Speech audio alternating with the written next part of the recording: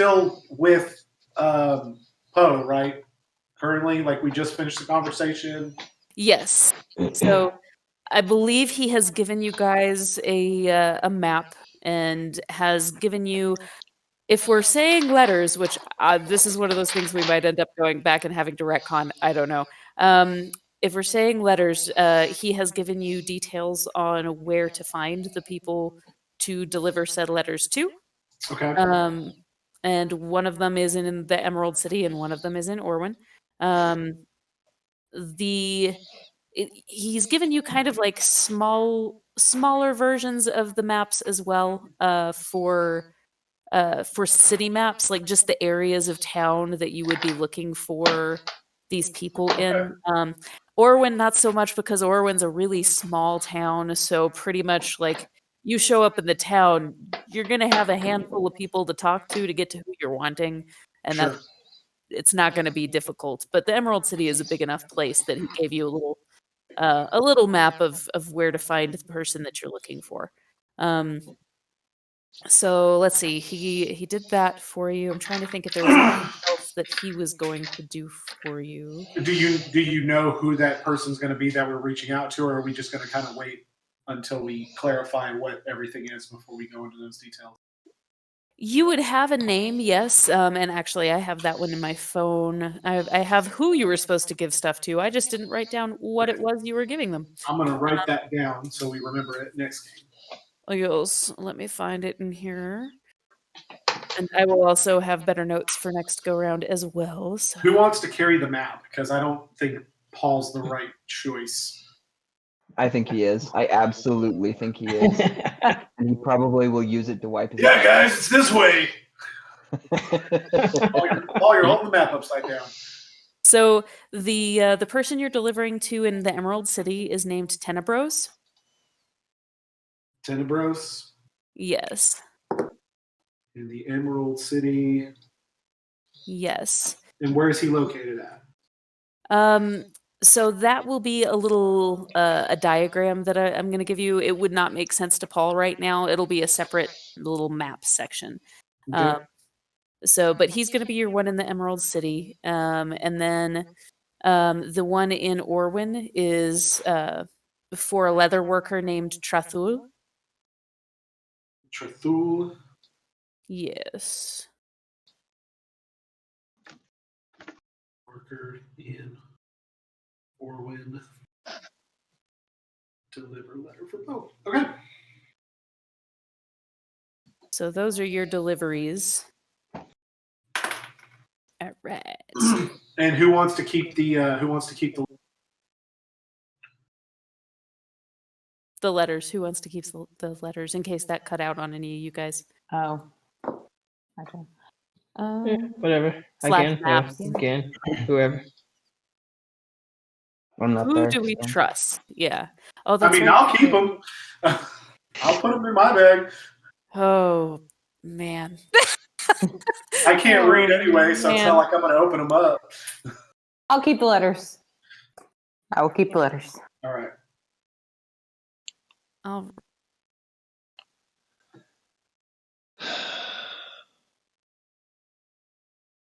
Uh-oh. There he is. Yeah, sorry about that. I tried to do something that it didn't like too well. So I won't do that. All right. So we got the letters. We got the maps. We're pretty much good to go. At this point, do we... are we just wanting to meet up with Eden and start that process with him, or because he's over with that one dude, right? The figuring out.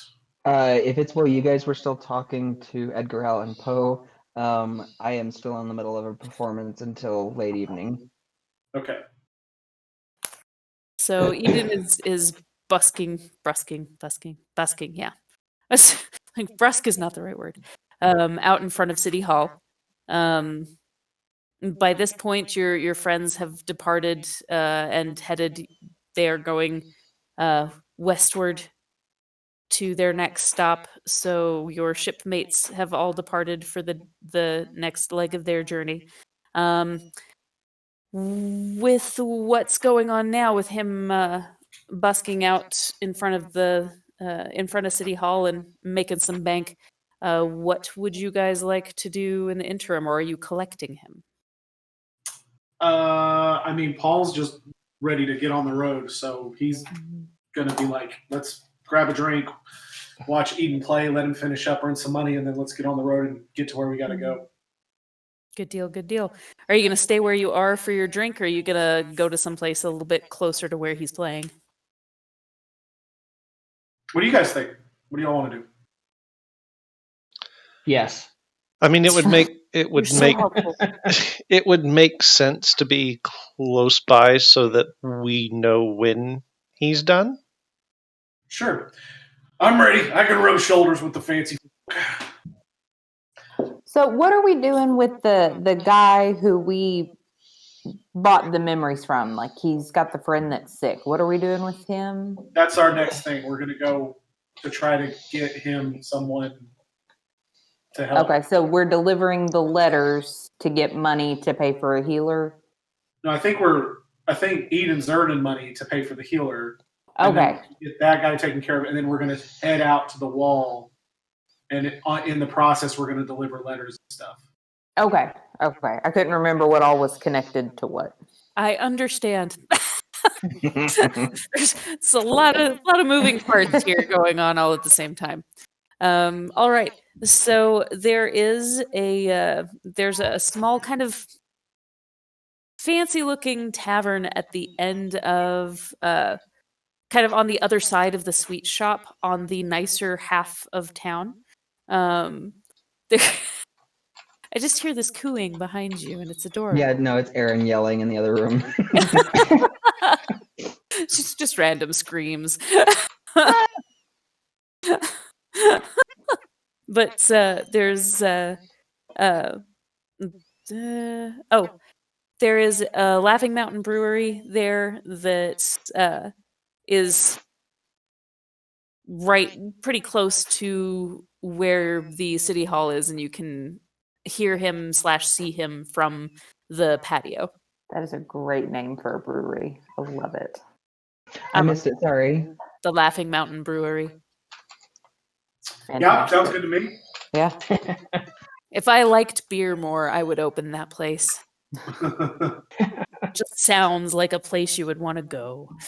But yeah, so you end up in the Laughing Mountain, and it is a warm, very comfortable atmosphere. You're not in the hoity-toity section of town where you spent the night. It's more this is still the nicer side, but there is a much more casual vibe to it. So Okay. there's a little bit of soft music from the tavern itself playing, but a lot of that has actually died back because Eden, if I'm remembering his roles correctly from last time, he's making a pretty impressive show of things. So the performers that are there kind of taking a break and letting him kind of take the field for a bit and just enjoying another artist's work. One of them might be a little bit grouchy about it, but it's his problem. Bass Right. players, man. Bass players. Every time. Every single stupid time. So Eden, is there anything particular? I know you're out there playing and making money. I think I already told you. I gave you an amount that you have by the end of the day, right? Yeah. Okay, cool. So by the end of your playing, you've had that happen. There have been several people coming in and out of City Hall that have complimented your performances. You've grown quite a few little crowds that have been coming and going, and some have stayed for much longer than others. But a lot of people have come in, watched, gone about their business, come back. Anything that you are doing in between sets, in between like anything specific you've got other than that? So he's trying to drum up, if he's not actively playing, he's trying to drum up support for his playing. So he'll like wander around and ask for like patrons of the arts and folks who would be willing to maybe donate, and also if they should be passing back through town, if if there was somewhere he could teach some of his art to. Sort of putting that out for the future, that if there's somewhere that would be willing to sort of take me as a guest teacher for a couple of days, that he would be willing to put on like a master class or whatever. So there's actually a fellow by the name of Welford that approaches you when you start talking about that. And not far from Obscurata, there is a store that shares the same frame with Obscurata that is called Gods of Music, and they specialize in musical instruments and lessons. So he is very interested in next time you happen to be coming through. If you can give enough notice, he would be willing to have you as a guest teacher for a day or so. Longer if you would be available, but he kind of has gathered that you are quite transient. So I am a transient. Yep. yep. Cool. All right. So Eden starts to kind of wind down the day. Anything else? Okay. Eden begins to wind down his last set and takes a grand final bow for his day of work. You guys are able to see this, and he's drawn a pretty good little crowd. What are you guys doing? Is there anything you're looking for? Just waiting it out? Drinking heavily. Drinking heavily.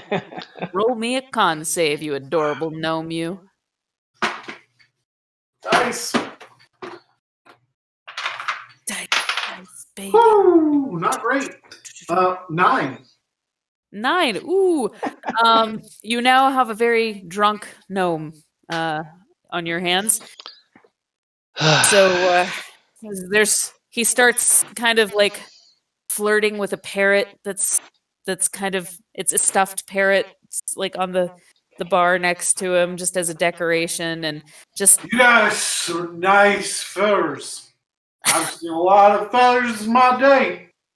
you are positive Nice. that it looks at you and winks. Paul, we don't play with the decorations. Put that back. Nothing. Let's just see what happens. Okay, but this is on your head. That's fine. Maybe on the bird's head too. Could be. I'm not cleaning that up. No.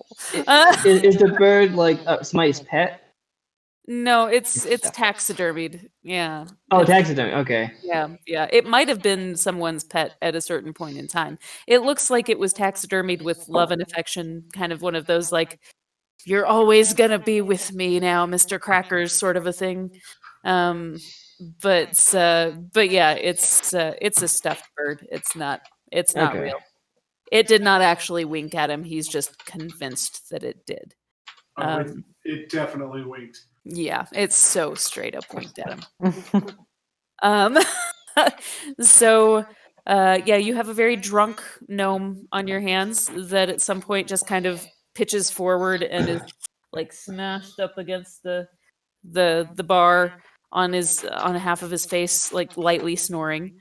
Any of the rest of you guys doing anything in particular? No. So, are we taking bets on whether he's going to get the bird out of the tavern?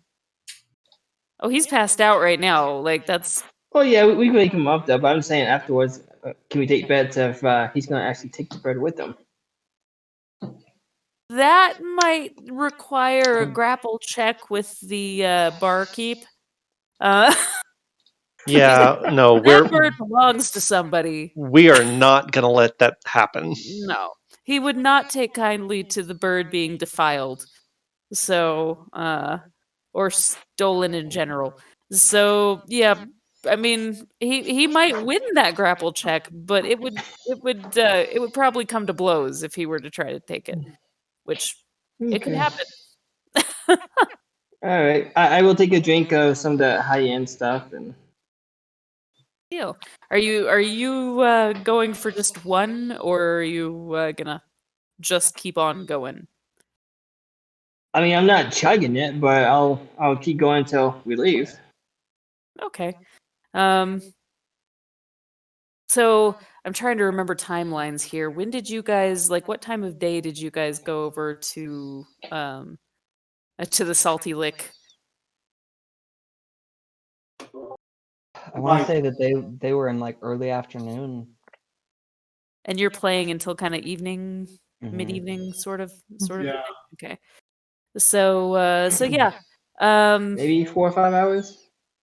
So yeah, you roll me a con save too. Okay. You've had some time to build up some booze.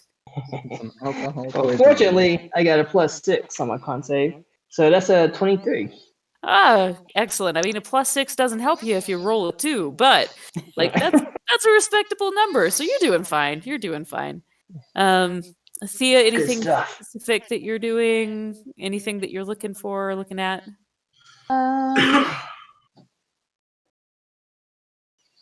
I guess I would just try to talk to some people and get some information on. So, is the Emerald City where we're trying to go to look for Cachet. Fouché, the bad guy that we're So We're the passing Emerald, through there. yeah, Okay. you would be passing through. So Yeah, the we're headed to the wall, but we need to go past the Emerald City to get to the city to get to Yeah. the wall? Yeah. Okay. There are two different options for going to the wall. One would be the easier but longer way is going through the Emerald City on the major roads. Mhm. So there are major roads that have been cleared out. They're pretty easy traveling. There's still opportunities for wildlife encounters, but it's going to pass through a lot of smaller communities that aren't necessarily mapped because they're not big enough to justify being mapped, Mhm. and a couple of major cities. So it's a much easier passage. The shorter way is through Orwin and the mines. But with a cart, that's not necessarily a guarantee because you're having to deal with a cart uh, on paths that are not really established. Like you're just you see the wall, you go towards the wall, and you hope nothing bad happens, sort of a thing. Okay. All right. So Yeah, I guess I would just spend some time getting trying to get some information on like how the paths to get there, and if we could get a cart through there, Okay. And then just would have a beer or two. okay, roll for me. Roll for me a geez, I'm sorry guys, my brain is mush. Persuasion, chatting up some of the folks at the bar, and I am also gonna roll to see how many people. Oh, 16. okay, good deal. So, as it happens, there are a couple of people there that have worked the mines before. And they have also been it's not hard to find people that have gone to the Emerald City from here. So, they're happy to tell you about a lot of the things that they've encountered on the paths before. There are stories of hauntings along the path for people that have had to spend several nights on the road. So there are definitely some things that can be problematic out there at night.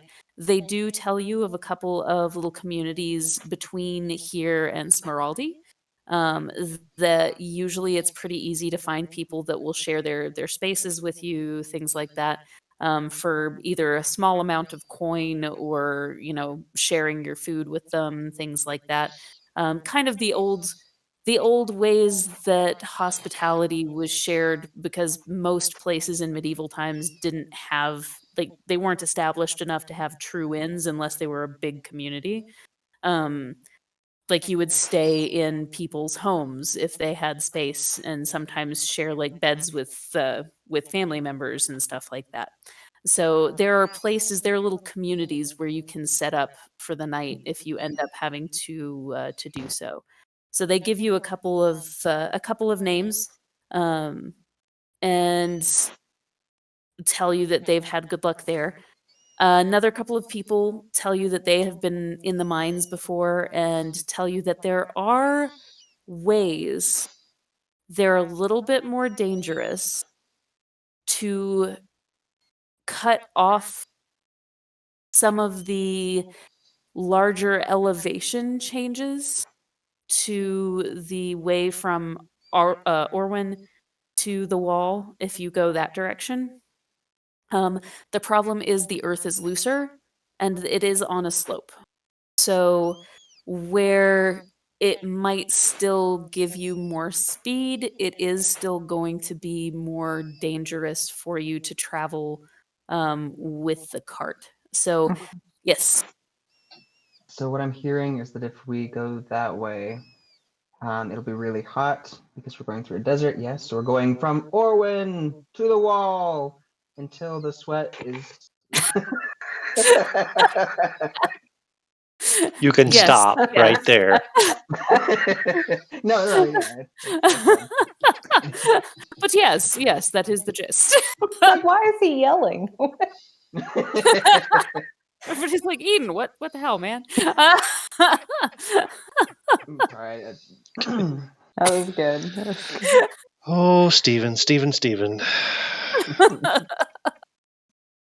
I like it.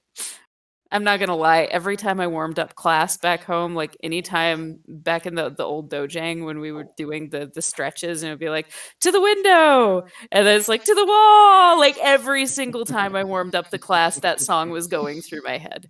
It took so much for me to not sing it, and I'm reasonably sure I did a few times when there wasn't company that I felt like was going to be questionable. Not just you. It's nice to know it wasn't just me. But yeah, so this hasn't really changed the idea of, yes, it's going to be more dangerous going through Orwin, but like there are places that have been traveled before by cart and had people make it without hideous amounts of trouble. So they kind of drew you a little guide to, and it's rough. Like they didn't roll real high, but they drew kind of a rough idea of where the path that they have taken before would be. Okay. So, are we getting a sense that it's loose ground and shifting, and the wheels and the thin wheels of the cart might be the problem? Yeah, something wider, things like that would probably help take some of that disadvantage away. So yeah, that's you're kind of getting the idea that the loose earth is going to be, at least with the path that they were telling you about, probably going to be one of the bigger problems. So you have this little bit of information. The folks like your company a good bit, so they'll buy you a drink or two as you wait for Eden to recollect. Yes. So right before my last set, Mhm. Eden would go and find Thea and ask, Thea, could I ask you to find our a salesman so that I can give him his payment? He was to meet me here, but I do not see him yet. Oh, was he to meet you there? I couldn't remember if he was supposed to meet you there or up by the docks. So, okay. Okay. Yeah. So he'll. You want me to go find him? If you would please, he's probably hiding in an alley, not wanting to be seen. I can go find him. I'll find him right now. Where are we going? Paul, why don't you stay here and keep talking to this beautiful bird? I think she kind of likes you. Don't want you to miss your shot, buddy. And What does that I'm going to go mean? find our friend. What are you talking about? Yeah. Yes. What? Never mind. Never mind. I'm gonna go play my last set. Good luck. I'm gonna get another drink. That's all. And then I walk away. Good luck, Paul. Love it. I love it. All And I'm gonna right. sink the rest of my spell slots and Bardic Inspiration into the last one. It'll be big and flashy. Awesome. I'll go ahead and let you do another roll for that one and see if might add some on top of what you already got. So while we're sitting there and hearing all of the perils of that path, Teffin is going to start doodling an idea for an upgrade to the cart. And it looks it's kind of a rough drawing, but it looks kind of like bits of wood plank laid perpendicular to the wheels and joined together with, you can't tell if it's rope or chain or what have you, and it runs between the front wheel and the rear wheel, over one, all the way forward, over the front one, and all the way back, and joins back up. You're effectively making a tank track. Yeah, sort of. he's designing tank tracks for the Awesome. cart. Cool. Yeah, awesome. Great. Dude. Yeah. What'd you get? Oh, jeez, man. Freaking Okay. barn. So, with your extra flash and panache, you just wow the crap out of everybody. Let me. So just as a reminder, throughout the day, you gave me 750 gold. So I don't know if you actually want to add on to that or not. I feel like I would feel bad for wasting a 33 like that. I mean, I would. I mean, it's not like we're keeping the money anyway. not most of it. That's all right. This was just as a bonus thing. Add 30. Cool. That doesn't add oodles, but it's a little extra beef for rolling a ridiculous number after I made fun of you for always rolling poorly. Having a plus 11 helps. That is true. And, putting Bardic Inspiration, which is another D8 on top of that. Yeah, I was about to say, like, wait, the math on that still doesn't work. Yeah, Now it's it Bardic does. Inspiration. Yeah, Now but it for cards it does, because math ain't a real thing. Right. Yes. Math. Bah. Bah. We don't adhere to actual addition. All right. So yeah, you do really well with that. Thea, roll me. I'll take because you know that you are looking for someone specific and whatnot, I will take either perception or investigation. I could argue either Can of I those. give her advantage for helping or disadvantage for helping? At this point, I feel like yours would be a disadvantage. Because I am helping. I'm trying to. He's being very distracting, though. Can I try to persuade him to stay at the bar? Hey, Thea! Stand up over there. I think that's somewhere. Sure, I'll take persuasion there. Okay. So Well, I just really think like everybody here really likes you. They're liking your Shh, stories. shh. You just need to. That's a non-natural 20. So Paul, roll me. Let's see what would that be? Of Insight? sheer Yeah, I would take insight. Like insight if she's trying to trick me or something? Yeah. That's a 7. Yeah. That bar is looking. I mean, you're getting Yeah, lots you're of right, drinks Thea. at that bar. Might come back here. Someone should stay. You keep their eyes. Exactly. You're doing a great job, Paul. I got it. You got it. Well done.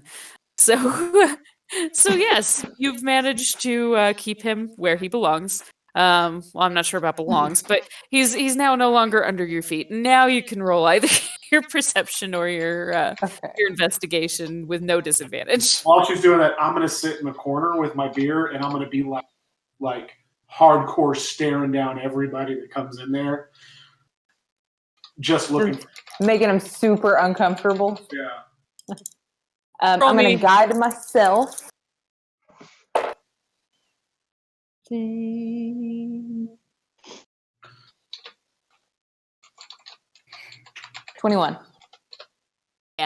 Paul, would you like to roll a perception or investigation? Sure. Seeing as you're Hey. eyeballing everybody. I rolled a 17 on investigation or perception, whichever one. That's not terrible. Oh, and apparently he sucks at this today. So you're both going to see him. He's doing a decent job of kind of staying hidden in and amongst the crowd, kind of tucking himself into corners and whatnot. Did we ever get his name? I don't think so, actually. Hey, you guy who was selling the memory! Ah! Oh, Yeah, I found him. He's over here. You see him like start to dart away, and he trips on his own shoe and just face plants and kind of like peels out on side of his face in front of the bar as he's trying to run away.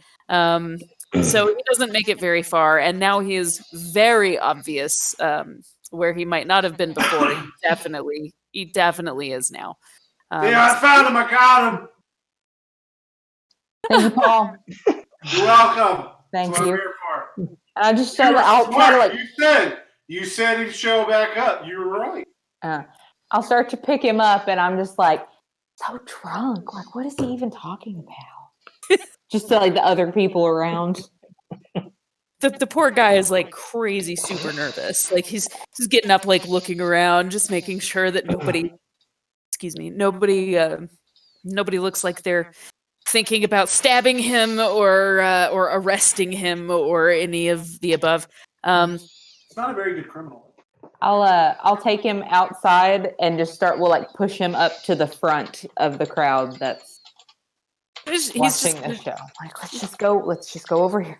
just gonna kind of follow along with you and go where you push him and try to kind of keep his head tucked low, so that he's not quite as recognizable. His collar's like popped up.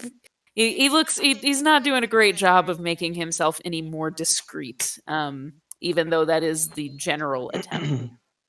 And I'm gonna make that worse. So Oh, no. at the very end of the show, so it's been sort of a song about a dragon and a knight, and so the dragon is swinging up above, and then there's going to be a knight. Just so using minor illusion, it's just going to be like, oh no, I guess this would need to be major. So dragon up above, and then there's going to be like a sort of spectral suit of armor that sort of appears in the same space that he is, sort of covering him, that will then step out.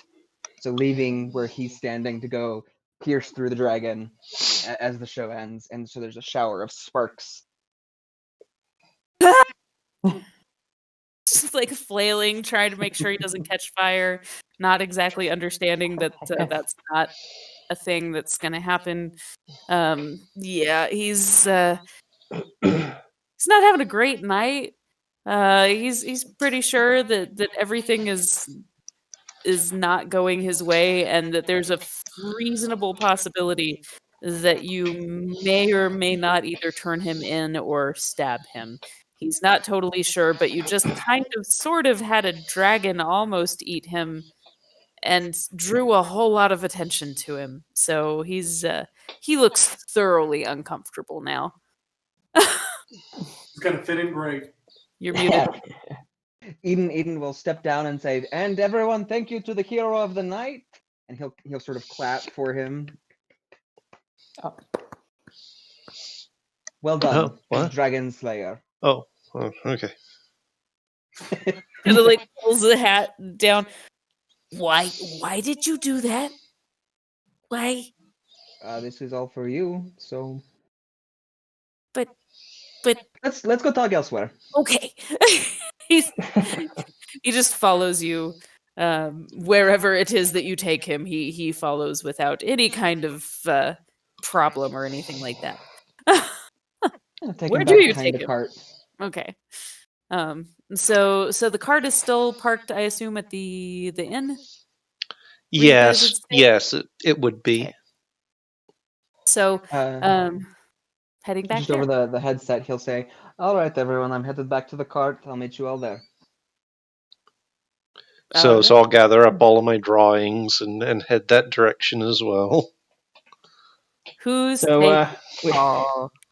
yeah, we gotta get Paul. Okay, I will get Paul. So So I'm gonna walk over to Paul and say, Paul, it's time to go. We gotta go. You got it. Where are you going? Come on. We gotta meet up with the others. Come this way. On my way. And I am going to escort him out. I will grab the nearest drink of whoever is closest to me. I would like you to roll me a percentile dice, please. Percentile dice. And Nope. Where are my percentile dice? There we go. 44. 44. Okay. So, as you're turning around and grabbing this drink, you don't realize that you have grabbed this massive stein from a large half-orc barbarian. Yeah. Yes, my dreams have come true. He's not really he's not in what you would normally associate with barbarian dress, but you can tell from the looks of the man that he is not. You all right over there? Okay. You can tell that he is not pleased with having his drink stolen, and you can generally get the gist of his line of work. So he sees his stein just disappear, because to him, I mean, you're out of his line of sight pretty well. So all of a sudden, his mug, his gigantic stein, just vanishes. And he turns around to try and find where it went and who snagged it so efficiently. He looks down at you, and he starts roaring with laughter and just grabs the edge of the stein and begins to drag back. If you want to, if you want to try to keep hold of this, you'll have to roll me an opposed strength. Yeah, how far? What was that, Nate? How far are we from the door? I mean, it's not a huge bar. I'm thinking probably 20 feet, something like that. Okay, I can deal with that. Okay. 22. Oh, wow, this is great. Okay, so he has a high bonus, but he rolled kind of low, so he begins to pull back, thinking this is going to be easy to just pull his stein back from this gnome. And as he does, Paul begins to actually move his arm the other direction. You see his facial expression change. And he starts to his eyebrows begin to shift down, and he tries to keep pulling the stein back. And by this point, Paul is getting equally upset and just yanks and manages to pull it right out of his hands. And at this point, that is when he pulls his fist back and is about to swing at you. Can I do something before he does that? Sure. Yeah. And that's when the fight started. Yep. So I am going to cast Darkness with 2 sorcery points, so I can see in the darkness. Okay. And I am going to pick up Paul and run to the door.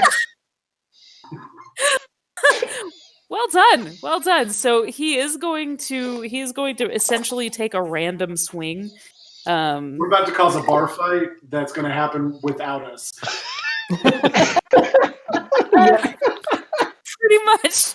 So since he's got disadvantage, one of those was a 19 and one of them was a 1. So some random guy just gets socked in the back of the head, basically. You hear this thud in the dark. Lights go out, everything's dark, and all of a sudden, ba-doom! Yep, you hear this thud, and this is nice fleshy, and this massive grunt and this scuffling sound. You football the gnome underneath you and just start taking off. You hear Stein in hand. Yep, stein in hand. You now have a massive stein. Yeah. Don't drive the cart. This would be a bad idea for you. So Nobody yes, drives my cart but me. it's a good plan, especially right now. So Thea, you see this big ball of darkness form in the middle of the bar. You hear the scuffle of a fight beginning, and then you see Pyron with Paul tucked underneath his arm, with Paul like holding on to dear life to this stein that almost looks about like half his size, and just like taken off out of the bar. And I'm going to message to everyone, run. Run. I'm already out, Just so What did you it's do? like, what? Why are we running? What did we do? Big Do they fight, run run. past me? Yep.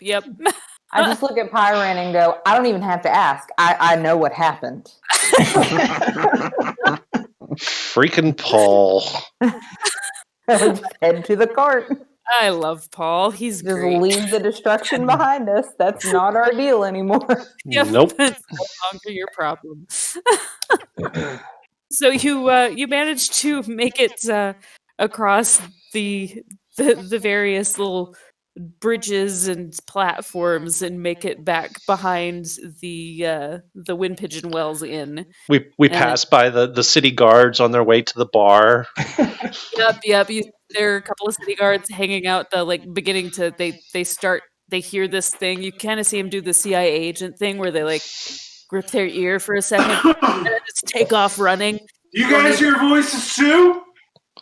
What? Get that man! Don't mind him. He's drunk. There's a big bar fight going on, so we're going home. On our way. And then at that point, I'll dismiss the darkness.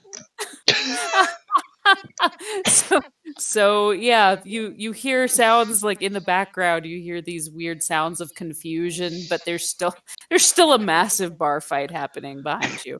Yeah. And we weren't even in like one of like the seediest bars in town. No. A relatively nice place. Yeah. Now at least the bouncer can see, so he can do something about it. Couldn't really do very much with that before. So yeah, that just happened. Good job. All right. So back at the ranch. So there's I guess Eden would probably be the first person back at because Teffin, you just left the bar, right? Did you leave before everybody, Teffin? Yes, I left as soon as we knew that as soon as we got the message that Eden was headed to the cart, I grabbed all my stuff and left. Okay. So depending on how fast everyone is running, those who are running, unless they all slow down. Fair enough. I assume. Well, I don't know because Nate's in the bathroom. I don't know how far he's going to carry this gnome, Charlie Brown football style. I mean, as long as he needs to, I'm just drinking my. Yep. Just imagine like No, you're I'm carrying him all the way back to the end. All right, and you're running the whole way. So, well, until we see the guards, then I'll slow down and. Okay, so probably Turn about down. halfway. Yeah, halfway. So it might actually be a pretty similar time frame that you all end up converging there. And Paula has a souvenir now. Yep. You now can add gigantic stein to your inventory, Oh, Paul. when it's empty, I'm just dropping it. I don't want that. Ka-tunk. Just kind of rolls and kind of rolls off of one of the bridges after you've finished it. So yes, you now have your party back, and you are at the cart with your unnamed friend. All right. So, Of course, once you get to the cart, you will find that it is locked up. Oh, he wasn't going to open it. Okay. He's just like stepping behind it, so they're out of sight of the street. Okay. So I have for you a further 600 gold that should cover the rest of the medical expenses for your friend. Thank you so much. I appreciate this. I don't know what voice I'm doing for this poor guy. I don't know. He's been like 52 different things. Uh, I can't thank you enough. Yes, you really. can. What can I do? No, you did. You thanked me enough. Thank you. Oh, well, okay. That was easier than I thought it would be. Okay. Make sure your friend gets well. Here, take this extra 100 gold. This will cover some of your travel expenses. I want you to be safe. Thank you. Thank you. I'm gonna go over and collect him right away and get him headed the right direction. We're gonna get him taken care of. The clerics, they'll take good care of him where I'm going. I appreciate you all. And if you ever need an extra set of hands for a job or something, I don't exactly understand what it is you do, but I That's mean, probably for the best. Now, there is something you have that I would requisition, however. oh, Those remaining vials of memories. yeah, yeah. They should not be mined. If you have any say, any way to make it stop, please do so. Oh no, I don't That's all have right. any. Yeah, but I can't give you. I'll give you what I got. I don't Thank you. have enough pull anywhere with anybody really. I kind of keep quiet to myself for the most part, other than just my little small handful of friends. That's So, just fine. but he'll hand you over the other vials, and which direction you going? Are you heading out tonight? We probably are, yes. We will be headed towards the wall. Well, then I might see you on the road then. Be safe, be careful.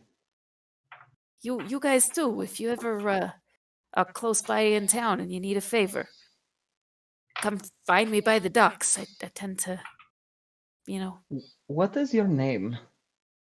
Merklin. Merklin. It is good to meet you. I am Eden. It's good to meet you too.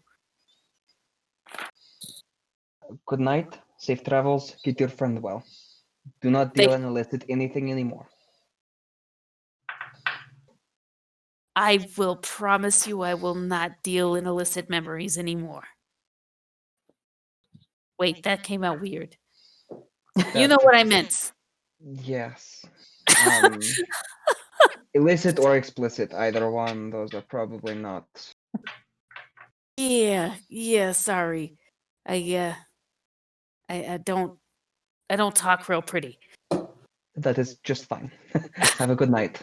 You too. He kind of like tips his hat to you and kind of weasels his way in through alleys and whatnot and starts to work his way. You can kind of tell he's got a path in mind and is actually jumping from some of the platforms to others, like heading back into the residential areas.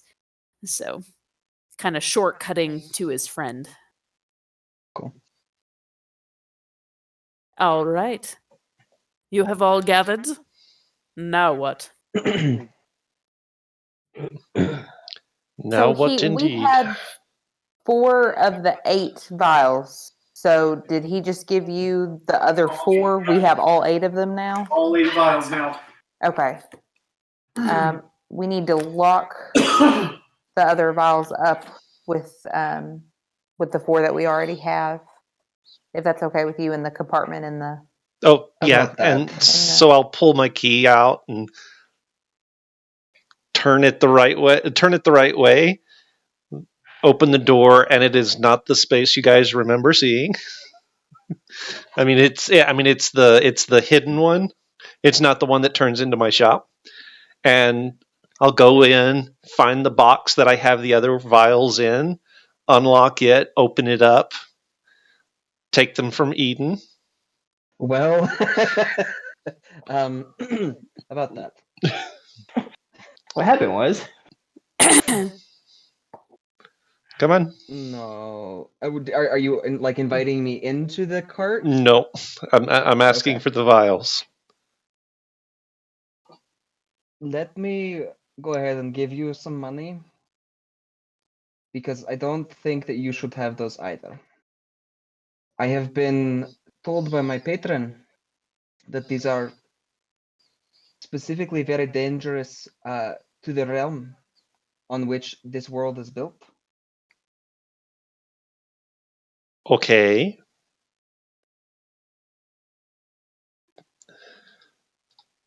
He was so concerned you blipped him out of existence. Oh my goodness. He scared him away. Hate it when it does Um, that. These memories are very important to my patron. I would ask that I keep them in my possession. Do you seriously believe that they're going to be found in this space? I don't know if they would be or not, but if we are separated, you and I, or me from the cart, for some reason, it would be important for me to have these. I mean, I can hold them if you guys need some. I don't. My I gotta one space them explicit back. condition, however, is that Paul does not have them. Agreed. We all agree with that, but this is like a safe space. That's where we've locked up the other ones. Right. We all agree that these aren't good things that need to be meddled with. They need to be protected until we find out how to dispose of them, essentially. We will I not know how be to disposing of dispose them. of We them. You will drink not, 'em. absolutely be not disposing of them. Yeah, you gotta drink it. So I'm going to It close tastes great. the box that has the other ones in it. So what is your plan for them? They will be going into an interdimensional space, and so he'll hold up the bag of holding. I want to Stay put them in out! here. Excuse me?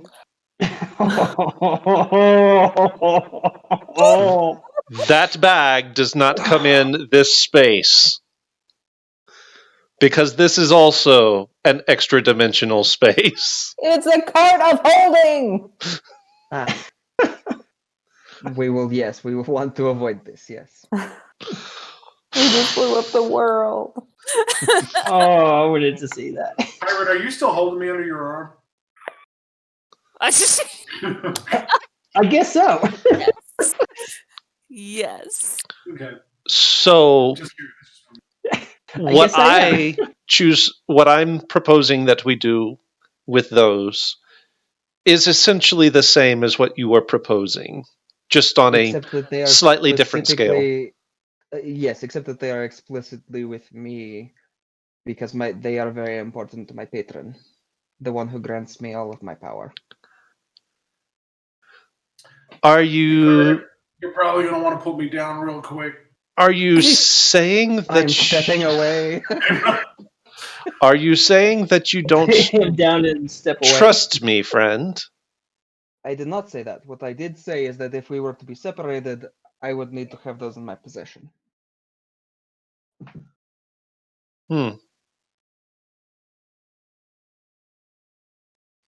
If the card were to somehow be lost or destroyed, having those memories in there would be very detrimental to me. But what if the bag were to get lost or destroyed? I That got a would better also be an idea.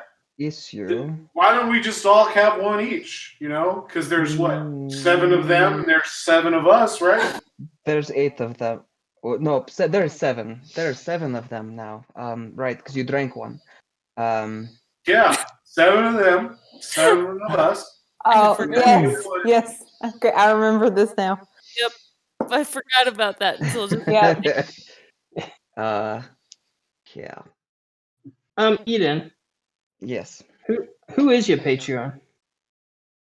The goddess. Does it have a name? Yeah, Elon Musk. Goddess SpaceX. Headed by Elon Musk. They shot a car into space or something. My patron is the god of death.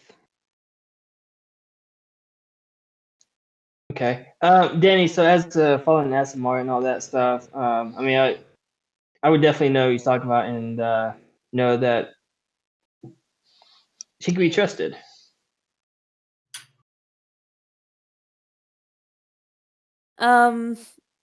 I mean, your results may vary, but but generally, yes. You know that historically the celestial realm has worked very hard to the part of the god slash goddess of death um, safe in their pursuit for effectively the emotional wisdom of humanity. As she is questing for that, like they they have a very very large role in trying to keep people who would try to capture her away or abuse her in any way. So generally speaking, while you're not totally sure that you always trust the people who are in charge of that task, you do trust her slash him. Okay. Okay.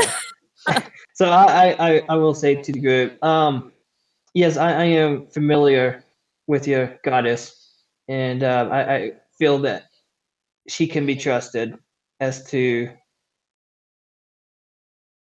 wanting what is right for humanity. I never had any doubt that the goddess So with was that, trustworthy. if she trusts Eden with the vials, I would trust Eden with the vials.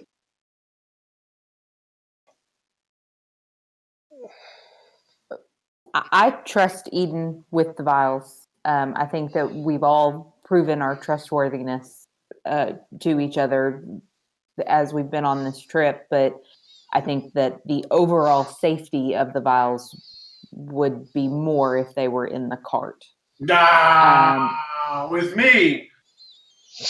Right. Actually, I have. Hang on. Paul.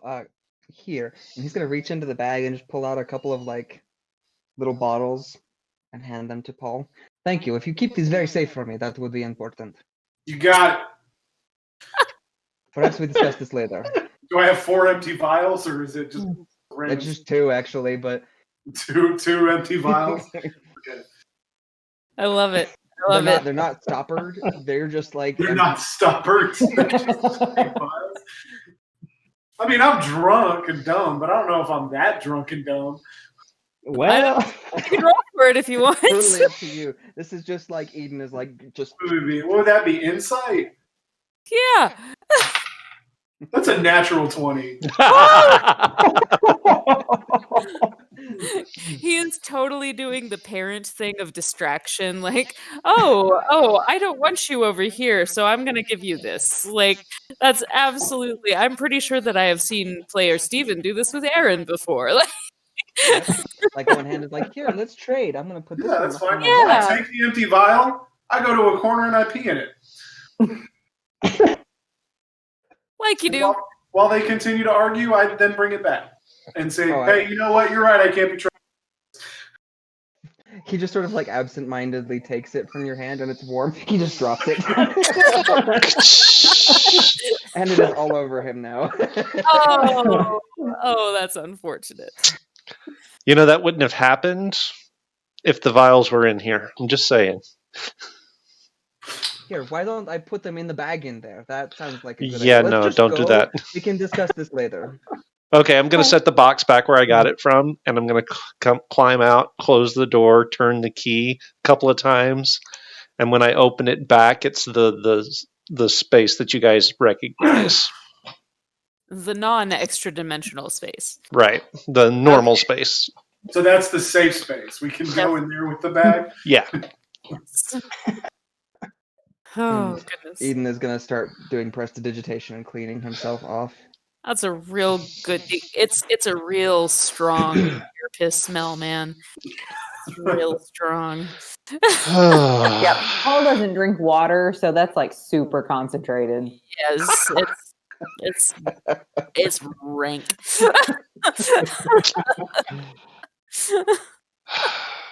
Oh goodness. So yes, you have established that at least for now you're keeping hold of the vials. So- And Teffin's face is gonna waver a little bit, and his nose is gonna disappear.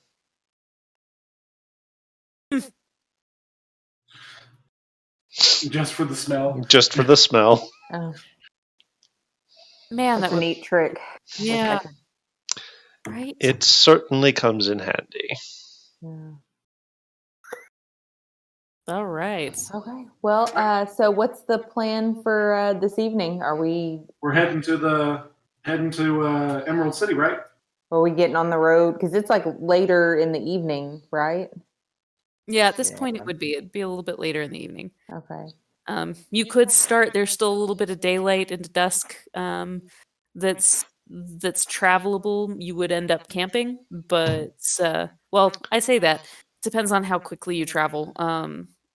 You would either end up in a small community where you would kind of have the ability, if you wanted to possibly stay with hospitable people, or you would be camping. So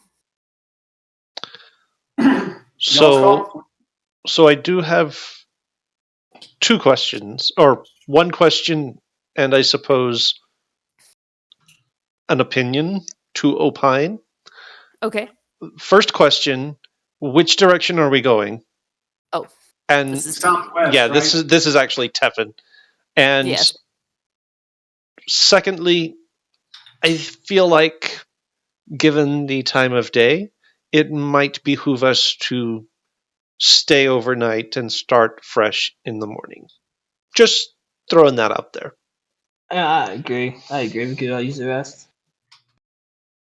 I'm fresh. I don't know what y'all talking about. You do not smell fresh. You can use the My bath. my opinion is, of course, that moving through Emerald City would be easier and perhaps in the long run faster, which might be important to us. I do have, however, there is a mine near the town which we would pass through if we went through the desert that that is mining these memories that I need to shut down. Now that is a personal goal. I do not expect that all of you will join me on that if you do not wish to. So perhaps the Emerald City would be best for our current quest. Not Paul speaking, because Paul wouldn't have the foresight for this. But going to the Emerald City as we are now is fine because we're going to be on a standard road and whatnot. Mhm. Traveling through the desert to Orwin, unless we make some pretty significant changes to the cart, is going to be really difficult. Yep. And I don't know how quickly you would be able to make those adjustments or not. But so that's just something to keep in mind when we're thinking about what the next move. That is fair. Are we all agreed that Excuse me. that staying overnight and starting in the morning might be best? I think so. Yeah. If you would like, I can go ahead and purchase rooms here at this inn again. Yes, that would be awesome. Sure. Additionally, something with my traveling companions that I have arranged in the past. Typically, when we are staying in a town, in some sort of community, and I play for our how should I say Lodging? this, patrons and lodging and things. Yes, it is fairly common that one would split out some of the proceeds. Is that the right word? No. The things that I receive, the money that I receive from playing. So Proceeds. perhaps I purchase rooms for tonight. Most of tonight, of course, went to our friend to pay for his friend's medical bills. But would that be acceptable to all of you? Would that be your preference? I suppose, particularly because it may slow us down if we are to stop for me to play. Is the cart where we're located at? Is the cart like outside, or is the cart like in like a barn or something like that? I believe you had it chained up kind of in between the buildings, right? Yeah, I had it like off the main street. Not sure if the inn had an actual like stable or anything like that, but if it did, it would be in that stable yard, locked up pretty good, so it Oh would, yeah, and so it actually couldn't, it would. so it couldn't go anywhere. Yeah, it would have a stable yard with it. So yeah, that. So it would be in the stables of the inn. Okay. So it's in the stables? Yeah. Yeah. All right. I find a nice little spot of hay and I'm just passed out.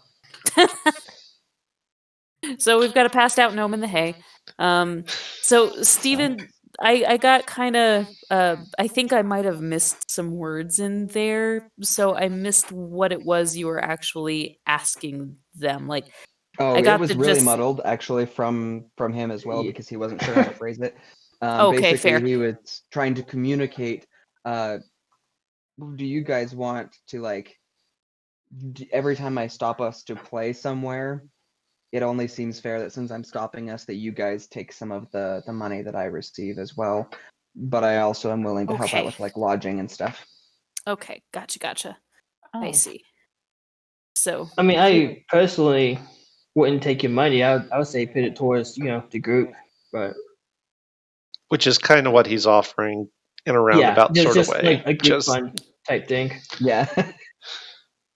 No, but that's something I would prefer just go to like a group fund and just help out with the lodging. But Yeah, he posed that as being like something he's done before, but he actually hasn't ever, other than traveling with Paul, he hasn't actually traveled with anyone else before. did I just die? Yep, she's gone.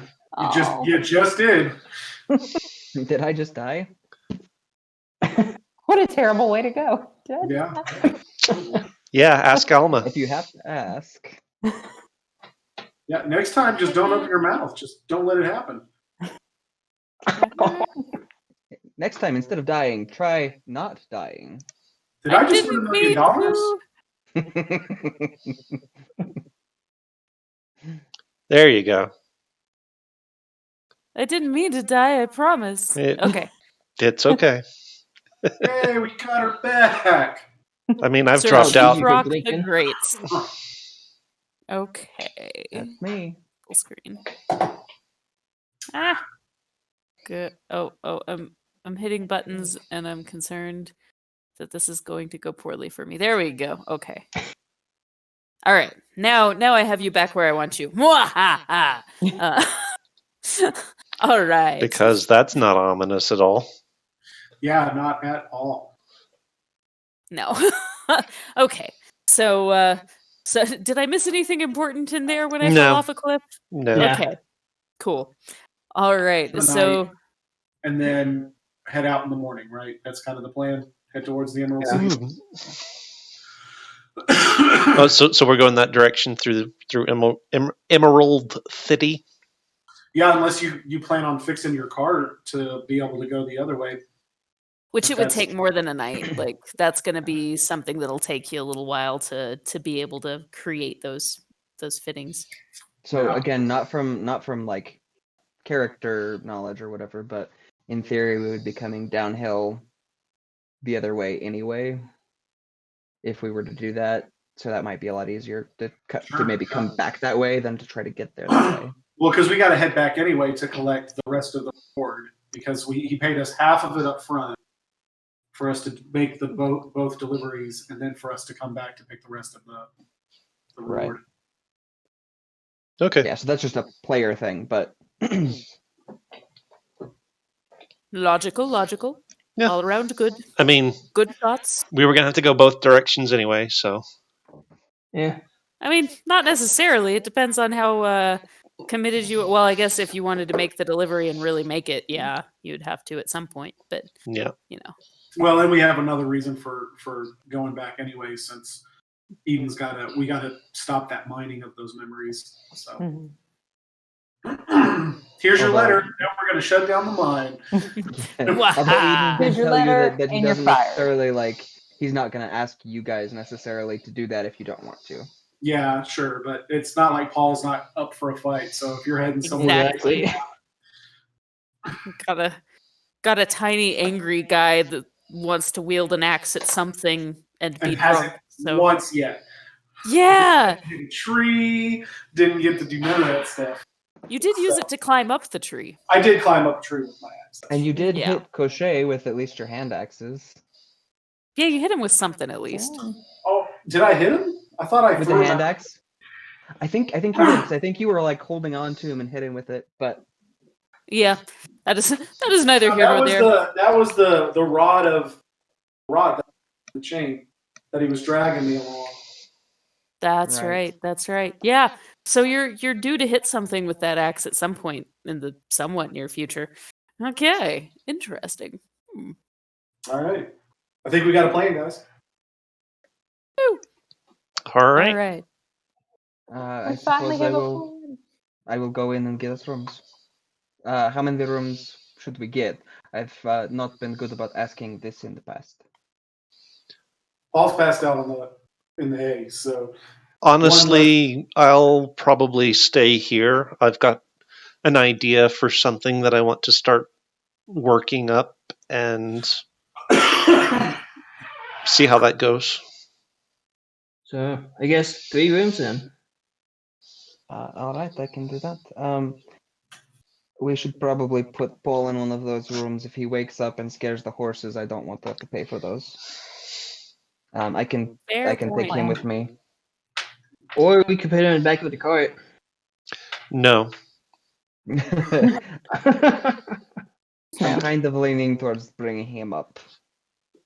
I'm going to But be let's working. not let him The sleep last thing until- the last thing I need while I'm working is a drunk gnome to worry about. With an It'll axe. be fine. I will make sure that he does not throw up and like Hey, he's suffocate really good at himself in tinkering. his sleep. So surprisingly, that's been You my did job make in a the really past. nice music box. Yeah. So, he's Yeah, really too bad that went missing. Also, I don't think any of the rest of us have seen it except Teffin. Oh, Nope. that's true. That's true. I kind of And forgot that. and I didn't even know that it was Paul's.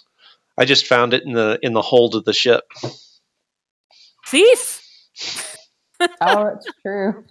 Could have just stolen it from one of the crew members, you jerk. Jeez. Yeah, It was probably had out some- loose. I just picked it up and put it someplace safe. Probably had some sentimental value for someone. Yeah. They It's worked like their really hard to make daughter's it. favorite music box. Yeah, I that forgot they to gave ask it the to him for crew safety. about it, and I picked it up. Had other Good. things on my mind. You're a monster. No. You're Okay. a monster. So you're the monster. you get 3 rooms. I forget what you paid for them last time, so we're gonna say, I actually haven't paid for them yet. oh, I sent money with Stila, and you didn't tell me how much it was. So oh, that's right. Okay. This is the highest end in here. That was difficult to say. So we're gonna say like for these rooms, it'll end up being 5 gold per night. okay, so 5 times 3 times 2 is 30. 30. Okay. 30. Wait, 5 total or 5 per room? 5 per room. 5 per, okay. Yeah. Okay, so we are paid for. Thank you. I guess I will take Paul upstairs and get him settled. He's drunk and sleep. He's not fighting you. That's convenient. Just throw him over your shoulder, take him in like a sack. And once everyone's Got the gone, axe strapped to his back. You can literally grab the axe briefcase. Just dangling. so once everyone's gone, I'm gonna lower the side of the wagon or the side of the cart, and I'm gonna fire up the forge, and I'm gonna start trying to hammer out some of the treads or chains or whatever from my design from the bar. I'm going to start working on the treads for the cart. Okay. I will get with you on how long that's going to take. Okay. And have you do some rolls probably off screen. Um, Cool. and we'll see how that goes. It'll at least take probably like 4 nights of work if you're still going to be getting your long rest in too. Yeah. Possibly longer depending on How the rolls go. how the rolls go and how complex the system is. Like the more intricate it is, the more efficient it might stand to be for you, but Okay. also the more things can go wrong in your rolls. So Right. kind of we'll deal with that later. Okay. All right. Anybody else doing anything before they go to bed? So Anything specific going on? so I'll work, as long as I work, and then put everything away, close everything up, and then I'll go get my bucket. Just go to sleep in his bucket. Sleep in a bucket. That's his happy place. That is a Star Trek reference. Yep, I know exactly what reference that is. Yep. Because you're a nerd. Yes, I am. Super nerd. I love it. So Eden will do Lehman's tiny hut. That'll probably cover part of one of their rooms as well. But then he'll also sit down to write in his journal. Okay. Good deal. And that's already been RP'd, right? Mm-hmm. Cool. So yes. So you will hear back from Scylla. You guys, Pyron and Thea, got anything that you're doing specifically? Is there anyone in the common area? There'd be a few folks in and out. Like it's still you guys. The bar fight happened about the same time that the sun was beginning to set and it was getting a little dusky out. But there's still a little bit of daylight. There's like peeking up over the horizon and whatnot. So like it's not crazy late yet. It's still, We're going to bed super early. Yeah, kind of. Like it's probably around the vicinity of 8ish. So it's not crazy late by any means. So there's a little bit of hubbubbery going on down in the common area. Okay. Anybody recognize from the boat? No, because the boat has already set sail for its next destination. There were Yes. 3 people that got off, though, if you recall. Oh, aside yes. from ourselves. Let's see. Well, she wouldn't be. None of. Let's see. Well, Arabella lives there, so she wouldn't be there. She wouldn't be there. But the other 2 There was Sue, Akinku, and Pontier, the human. Okay. So Pontier is actually there. She is. She has a beverage in her hand. This is not like a full tavern situation. The tavern is close by, but people will bring in beverages and have them by the fire and whatnot. And Pontier looks to be reading through a few ledgers and sipping on her drink by the fire. Okay. I'm gonna casually stroll over and say, "How are you tonight?" And I'll just chit chat if she wants to chit chat. Yeah, she'll chit chat with you a little bit. You find out that she is waiting for an associate that she's speaking to about expanding business further into the territories. So she's kind of been sitting, just waiting for them to finish up a few things at the shop that they're currently in, and kind of just she'll. Is there anything specific you're asking about? Anything like that? The only thing would be try to get like more specifics on her trade negotiations, on exactly what she might be trading. So she is kind of a middleman for several different sorts of trade. So what she ends up doing effectively is she represents businesses that she believes would have potential in other areas as well, and helps them expand, and helps them set up good situations that protect both the original business owner and since teleportation magic is not something that is super frequent here, the business owner that is also still in charge overhead of the other businesses is not able to be there as frequently as one might prefer. So she also adds a measure of protection for both sides of businesses as they come up. Okay. Yes. Are you saying that she represents the Lollipop Guild? You know, I haven't actually put a place in here that is that yet, but I feel like I am doing myself a disservice. So yes, she probably does represent the Lollipop Guild. she's Okay. she's in talks with Wellwigan Sweets to promote the Lollipop Guild products within their store, amongst other things. So there are a few specific industries that she has represented more than others. There is a mode of transportation here that has kicked off from the heartlands below in the Kokno Plains. So it's machinery to a degree, sometimes magic items, like dabbles in restaurants and things like that here and there, Human but trafficking. a little bit of that too. No, not really, not really. But there's there's a decent number of different things that she's heavily invested in, but those are kind of the Okay. uh, Yeah, we can go in details later.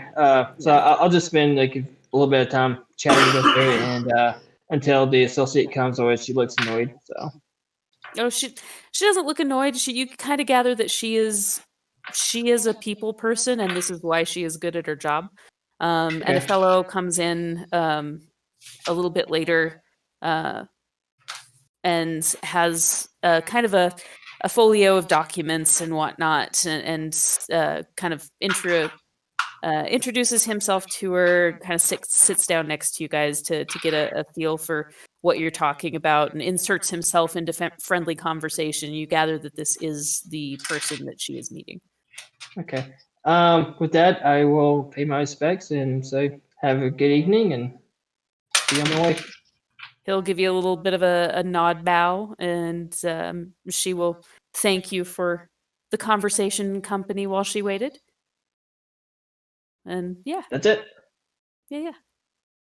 You will have found out that she does represent bicycles. That like there's kind of a bicycle thing that has just in the past decade sprung up. They didn't really have anything like that before, so now this mode of transportation exists that did not until recently. That was one of the things that she tells you about that she's pretty excited about. So yeah, that's a thing that exists. So let's see, Thea, anything specific for you?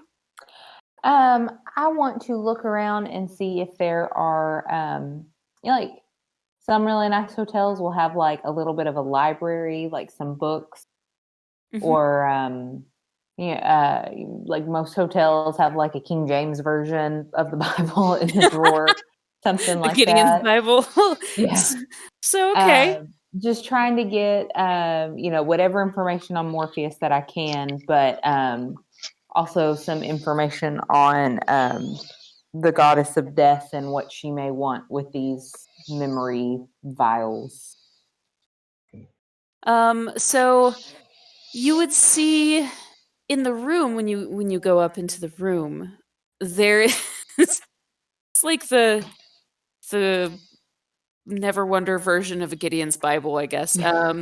Yeah, there's a small stack. It's kind of more of a pamphlet though. That seems to have come from the Temple of Delirium. It is not a super structured thing. I'm trying to remember the guy's name. There was a person in early American history that was the very example of failing upward repeatedly. Oh, I know who that I remember guy. who you're talking about. Yeah. Yeah, I don't remember his name. And his last written works were just like the ramblings of a madman, and people critiqued it for not having good enough punctuation, so he resent it out with just this whole list of punctuation marks at the end and said, if my punctuation wasn't good enough for you, you can insert these wherever you want to. Like, it's almost that level of like, there's a whole lot of absurdity in the first 3 to 6 pages of this pamphlet, this little leaflet. And then there's like the other half is very structured rules. I'm going to have to actually make this up for you because I was not thinking about the Delirium's version of a Gideon's Bible. It's two very opposite things all condensed into one pamphlet, and the second half has very structured rules about how contact and communication with different gods works, how like the fact that actually delirium themselves is a function and not a god, but because of that being so, they still play, they are above the gods, and kind of gives you the pecking order in a way of how this works and how outworlder influence operates and touches this world. So you get a little bit of that. It doesn't go into death crazily much, but there is in the front of it actually the creation mythos of the world, which I can actually just copy and paste that to you guys. I don't know that I ever did. So I'm going to do that into chat now before I have a chance to forget. So you do at least get the little midget creation mythos before you get into the random ramblings that are clearly the requested works of Delirium. The mythos. There we go. And share.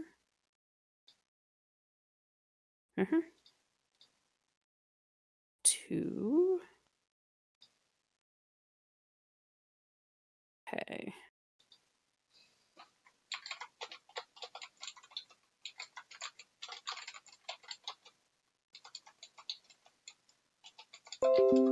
Okay, there we go. Which does give you a little bit of information on death. So that should pop up in your little thing number giblet soon. Okay. Okay. And then down below in the common area, there is a bookcase that has several different books in it. Some of it is not really like, if you're looking specifically for lore, and things about death and Morpheus and things like that, there are a few texts that you might find interesting. One is it looks like a plain leather black binding that has what looks to be an ankh just stamped in the front of it. And this is kind of a collection of essays about death. You get the impression that this was written by someone who has traveled alongside death a considerable bit and was taking some of what they were gleaning and trying to work through their own previous understanding of death versus what they were learning along the way. And then there is a book. It doesn't tell you a whole lot of mythos, but there is a book that is a collection of dreams and not translations. That's not the word that I'm looking for. Oh my gosh, you guys, my brain. Are you talking like- interpretations. There we go. Hmm. Like interpretations of the dreams and why they think that they should interpret these things this way. So it's them trying almost to make a language of dreams so that people can better understand what they are being told. And beyond that, there's some very like fantasy themed smut stuff. There's some like there's a smattering of all kinds of various things.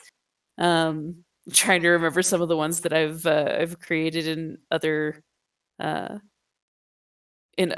role plays, but trying to remember. I have some written somewhere. I'm not sure where they are, but you can, upon examining their covers, you can tell what kind of books they are. And there's one that's like a dummy's guide to not sucking. Like there's some like general things too. There's just like little self-help books that are kind of terrible, different things like that. But I thought you were still talking about the smut novels. I mean, maybe I am. You can read it and find out if you want to. But yeah. So there's a hefty smattering of a variety of different topics available to you. I will see if I can take the book that was like the collection of essays and then the book on dream interpretations and see if I can take that back to my room with me. Yeah, they are open for people to take back to their room. You gather that this is kind of a trade sort of a thing too. So while they frown on you just straight up taking them from the hotel, they don't mind if you replace it with something that they think would be, not similar, but like of similar value. So it's kind of one of those give a book, take a book libraries where travelers exchange different things. But yeah, you can take those back to your room with you and examine them. I'm gonna take those. I don't know if I have really any. I travel kind of light, but I'll look at my stuff and see if I can trade anything. Yeah. And if not, then, I mean, I can still tell you some of the stuff that you have a chance to read later on. Okay. So. And then I would just make notes and in my journal and as Cool. I'm reading over them tonight. Cool. Excellent. Anybody else got anything else before they sleep? No, I'm good. No. I think we lost Jason. He's in there somewhere. Well, he's Nope, passed out. I'm still so- here. I just have to leave the room for a second. I'm still listening. Gotcha. Okay, so you guys all have another long rest, and you are waked in the morning by the sun kind of peering in through your windows. What now, brown cow? Secrets of Is it the that Cove. time already? was one of them, by the way. What's that? Secrets of the Cove. Secrets of the Cove. That's one of the smut novels. It's a series. Secrets of the Cove. One of my characters in the other adventure appreciates her smut novels. I found it all. Hang on. Ah! It's posted in chat. Like, I've got it saved in my phone too, because as I was making those up and sending them to you, I was like, at some point, I'm gonna need to remember this. I just didn't want to go back through and look all through it. But yeah. I'm happy that you kept that. That makes me smile. Ba-ding! All right. So there's some of the titles if you care. Many of them probably existed on that shelf. All right. So Desert Heat.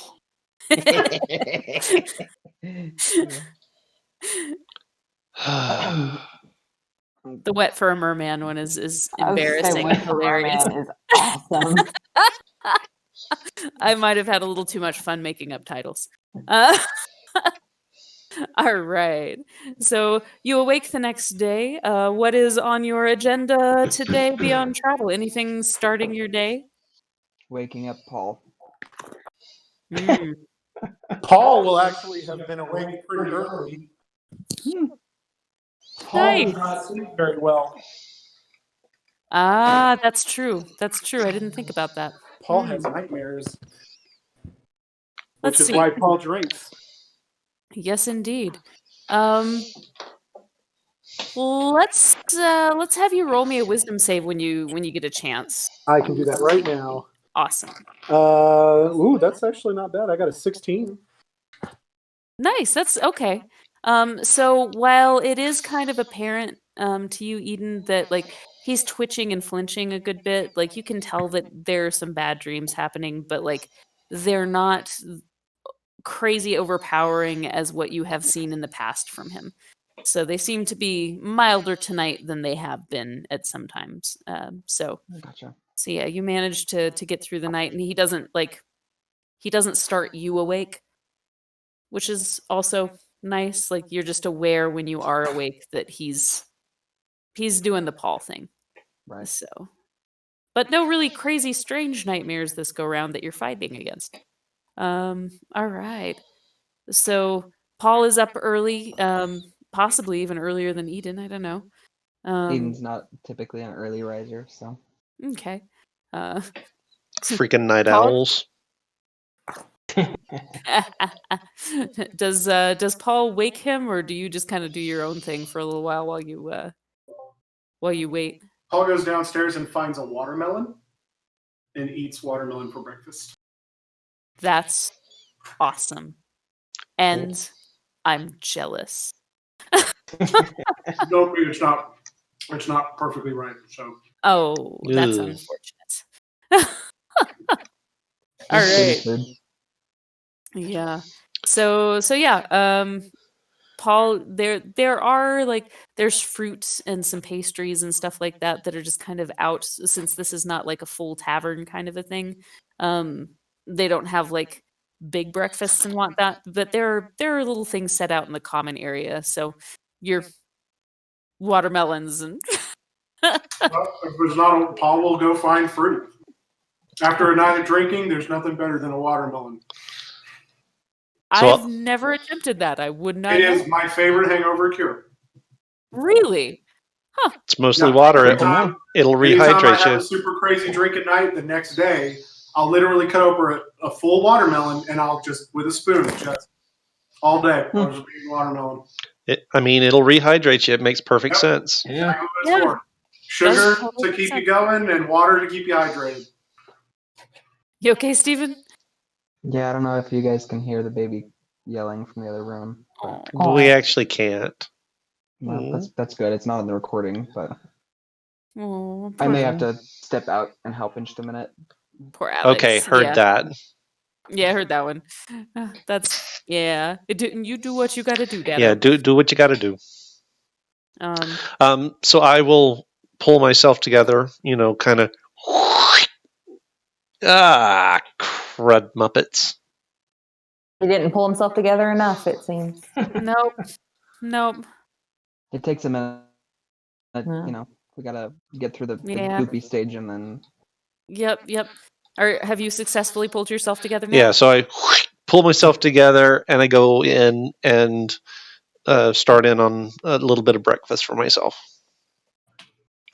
Awesome. So you're actually cooking in your cart? Or No, are you I'd go into the to the inn. Okay. So you're just making a breakfast of their little continental offering type stuff. Yep. Yeah. And so that you guys know, like they do have a kitchen. So like this being an upscale place, while they don't have a restaurant downstairs, they do have a little kitchen in the back where they can make things to order and bring it to your room. They just don't have a full like tavern dining situation. But yeah, they get you all set up and you've got your juice and your pastries and your fruit and stuff. So finding that Paul has left the room already, he's just gonna sit and draw for a little bit, and then he'll go downstairs and find something to drink. Are you drawing into your notebook? Okay. Cool. So yeah, there's plenty to be had downstairs. There are different juices and different things like that. And, they keep the wines out. They put all the hard stuff up for the morning. That's What good. about mimosas? I mean, you got the champagne and stuff out there, or their version thereof. I was gonna So say, there's no champagne here. yeah, exactly, their version thereof. Ha ha! Sparkling wines. Yes, sparkling wines. They've got Mollflower wines and stuff like that that sparkle a little bit. They also don't have Possibly. bourbon because there's no Kentucky. But they have their version. It's fine. It's fine. These things still exist. They're just Okay. different. Just different names. Yes. I can't make a world that doesn't involve bourbon. Come on. Yeah.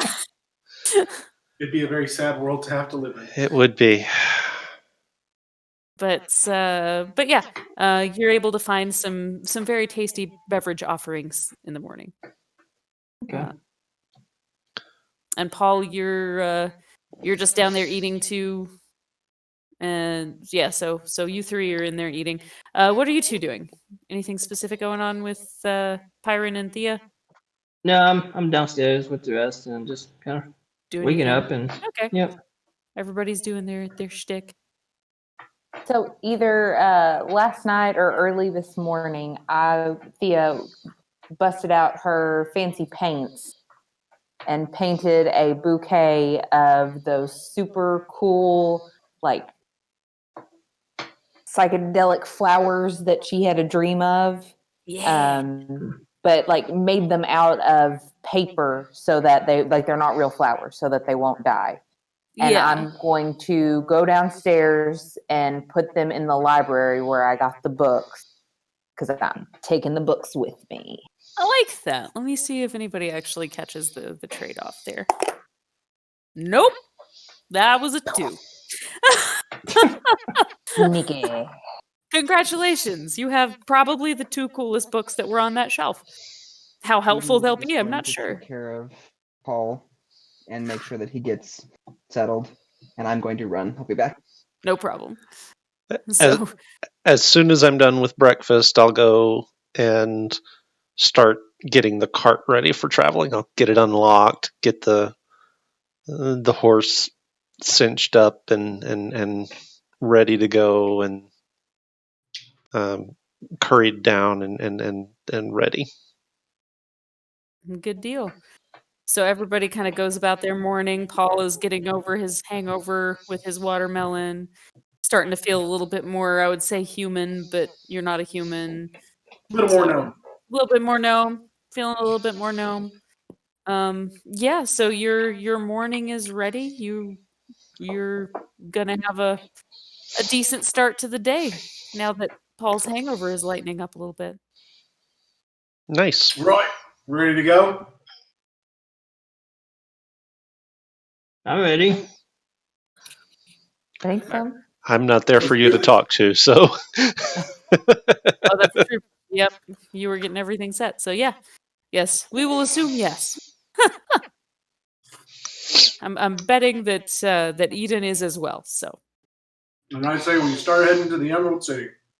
on the road again. All right, good deal. So you load up the cart. The way to the bridge is kind of to the big bridge across the river is kind of an odd.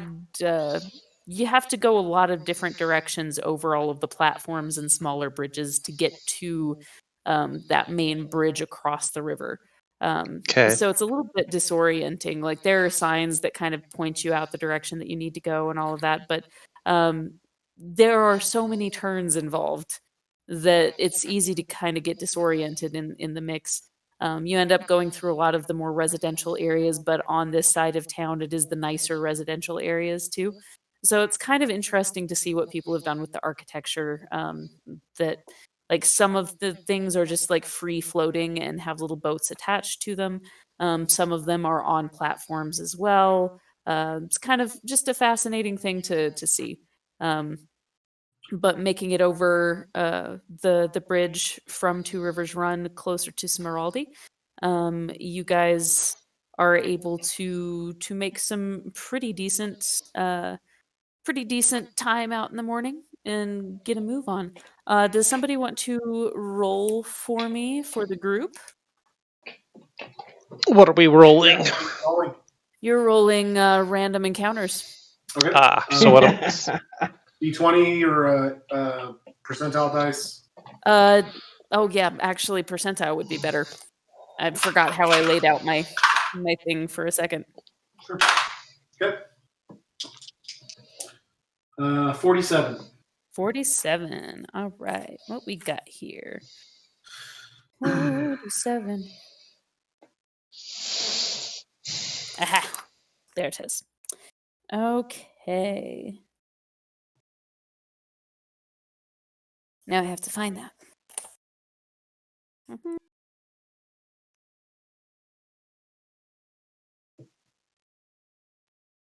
Oh, that's not helpful.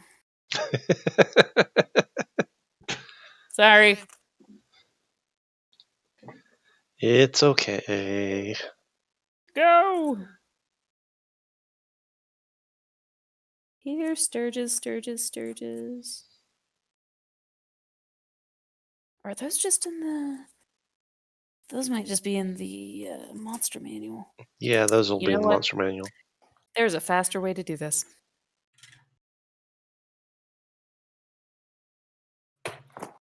Man, I am so disappointed that my watermelon is not right. This is very disappointing. It truly is. I bought this today, and I was literally so excited for the first watermelon of the year. Is always like a big thing for me. It's barely spring. I know, but look how good it looks. I mean, it just looks so good. Yes, but did you thump it? I saw the guy who was putting them out. He was taking them off the cart and putting them on the stand. Yes, and but I did you looked at him, I was thump like, hey, I said, brother, I need one of those. And he was like, here you go, man. And I was all excited about it. But did you thump it? Yeah, you got to thump it. You got to It's so thump it. tiny. It's not what it looks like. It's what it sounds like. Yeah. All right. So It sounded fine. It's just not quite right. you're still in the boggy area of this space. So you've crossed over, and you're kind of on your way to Smeraldi. You start to see some hints out in the distance. There are there's some movement on the horizon out past where you can see the path leading. You do become aware very quickly, though, that there is a buzzing sound that is beginning to be prevalent around you. Freaking bees. Yeah. Think more monster mosquitoes. Oh, hi, Alex. Oh, baby. Oh, hey, buddy. So you hear this buzzing and see these monstrous mosquitoes coming towards the cart. And with you being in the cart, I don't know how much this is actually going to be a problem for you. We'll find out. I just realized what this is going to turn into, and it's really funny. Okay. Is it gonna be another Alma? No, I mean probably not. But like, you guys are in a moving vehicle, and these are giant mosquitoes. I mean, we'll see what happens. So yeah, you see, there are 8 of these large mosquito monsters that are winding their way towards you, and see the ability to have some blood. So they are going to start to attack the thing that they know that they can get to the easiest, which is going to be the horse. Oh, Before they get anywhere close, Mhm. like as soon as they're 90 feet out, I'm going to stand up, pull open my jacket, and there's going to be the glowing, and I'm going to start firing lightning bolts at them. That's fun. Okay. Is that what spell is this? It's my lightning launcher. It's part of my armor Oh, because okay. artificer. Sorry. Gotcha. You're gonna have to remind me how these things work. No worries. So I'm going to start making attack rolls. Alrighty. Wait. 12. Nope, not on that one. Dang it. Okay. You need some help there?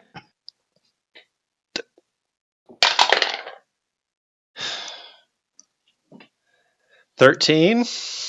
Nope. Whoa. Changing dice You, yet again. Need some help there? 17.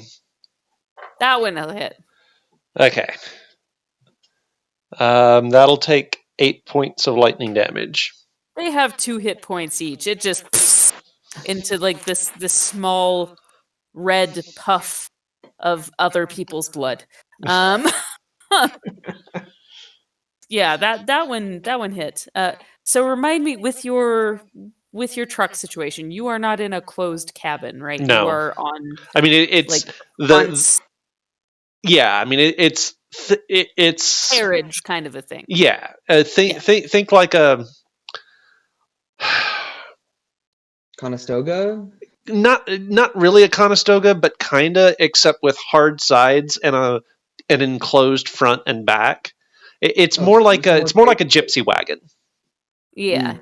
But you're not enclosed. No. Yeah. Me and whoever's on the front with me are not enclosed. Yeah. So- Who so- is on the front with you? Actually, I did not. That's a good question. So I did not actually get that information, and I should have. I would probably be outside. I mean, it'd be a So- little cramped inside. So those first 2 shots were would have been 1 round, Yeah. and so the one that hit would be on a second round, and my second shot on that second round is going to be an 18 to hit for 7 points of damage. And so that one piffs too. Okay, so that's 2 rounds at this point. I don't know how fast they move. Let's see. And how many of these things are there? There are 8, or And there then- were 8. There were Now there 8. are 6. And they're coming from the front, right? Yeah, or kind of like front side. Okay, because I'm going to be sitting in the backs on that like back little step that's on the back of those gypsy wagons. Okay. I would probably be up front with them. Okay. All right. With this, so is that the So that's 2 rounds worth of me attacking. okay? And they've got a fly speed of 40 feet, so So they would have All gotten they would have been able to close about 10 feet out at this point. yeah. My brain is kind of frazzled, you guys. I apologize. I should have had you roll initiative already, and I didn't. So That's okay. anybody who is outside of the cart, roll me initiative. If you want to roll initiative inside the cart, you just won't actually be put into initiative until you actually can be.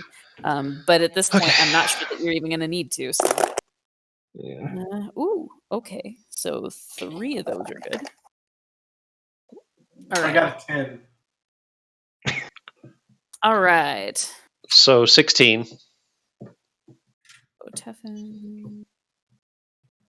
Okay, and I just am gonna do the 1 roll for them and use the attack rolls because that's gonna make my life easier. Uh-huh. I got nat 20. Nice. Awesome. Okay, so Pyron, and are you outside the? I would be up front with them. You'd be Yeah. up front. Okay. And that's Paul. Okay. So Pyron, you go first, and the Sturges will go after you. Alrighty. So they're about 10 feet away. Yeah. I'm just seeing if I had like a area effect I could use Show us what first. you got. Okay. Yeah. Apparently, I do not have area effects. So so seeing these giant mosquitoes, I am going to produce my own bugs and attack them with infestation.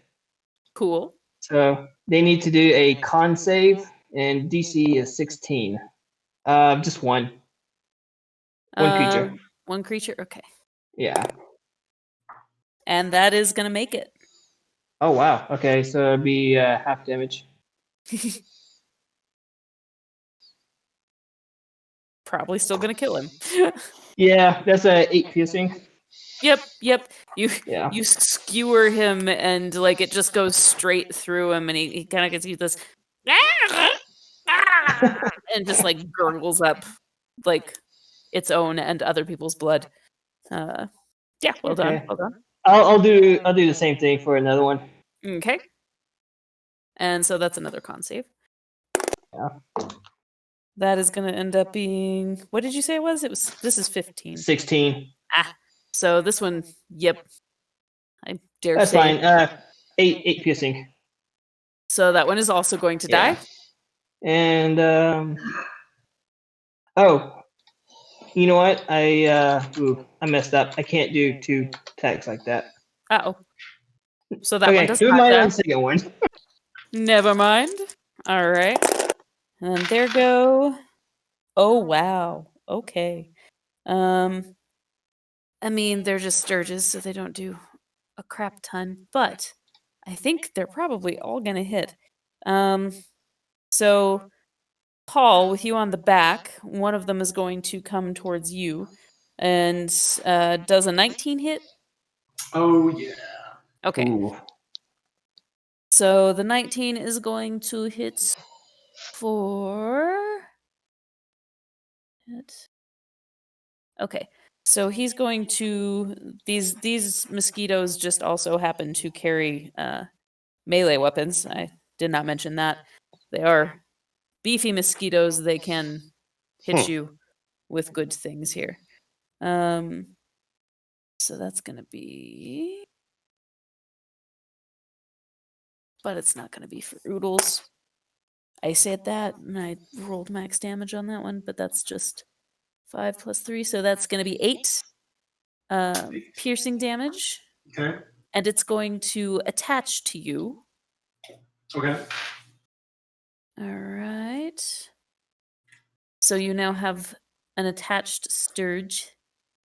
And then there's going to be one that attacks Keith, and that is a nat 20. Oof. So that is going to be also, that's going to be 8 plus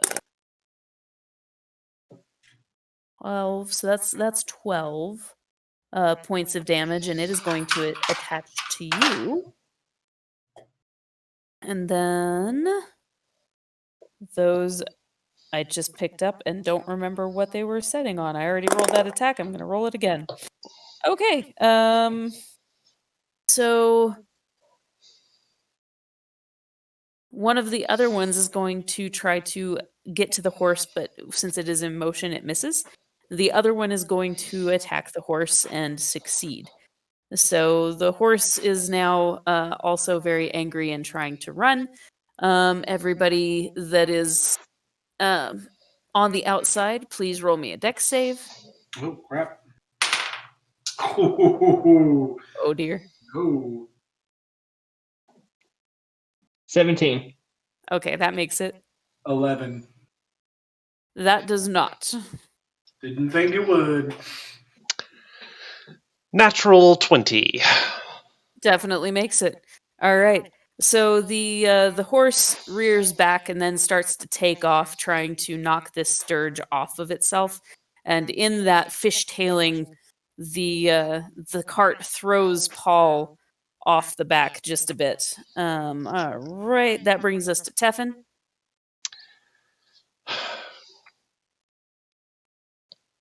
Hmm. Do something cool. Do something cool. Yeah. You guys that are in the cart, you start feeling this really, really big swing. I forget, are there windows in your cart? No. Ah, Is there a hatch at the top or anything? It's like I mean, I did. one of those windy ones that only cracks open just a tiny bit. just enough to get a spell out. Yeah. You know what? If I can get a finger out. I'm gonna say yes. I'm gonna say there is a skylight hatch. It would make sense for there to be a hatch somewhere there, so Yeah. I'm not gonna Okay. be You need weird. ventilation So I'm gonna to say keep people yes. apart. First thing I'm gonna do is damn Sturge, and I'm going to try and hit him with. I'm gonna pull a dagger off my belt and jab at it. Nice. Careful not to miss. That would be a really tragic death. That What yeah. happened? I stabbed myself in the neck. And a 12 is not going to hit. No, but it doesn't stab you in the neck either, so you know. Okay, well, I'm going to take a second attack. If a 12 didn't hit, an 11's not going to hit either. Nope, no, it won't. All right. And because that is my action, I can't do anything to try and stop the horses. So, or the horse rather. It's going to keep going. Okay, gotcha. All right, and that brings us to Paul. I'm going to stand up because I'm on the ground. Is Yes. I guess the Sturge is still attached to me? Yes. Yeah, I'm just going to hit it. Nice. Do it. Roll So, that beautiful. That's 23. Oh, that'll definitely hit. Roll that beautiful bean damage. You're just going to obliterate it, I'm sure. Yeah, well, I mean, with It has an 2 hit points.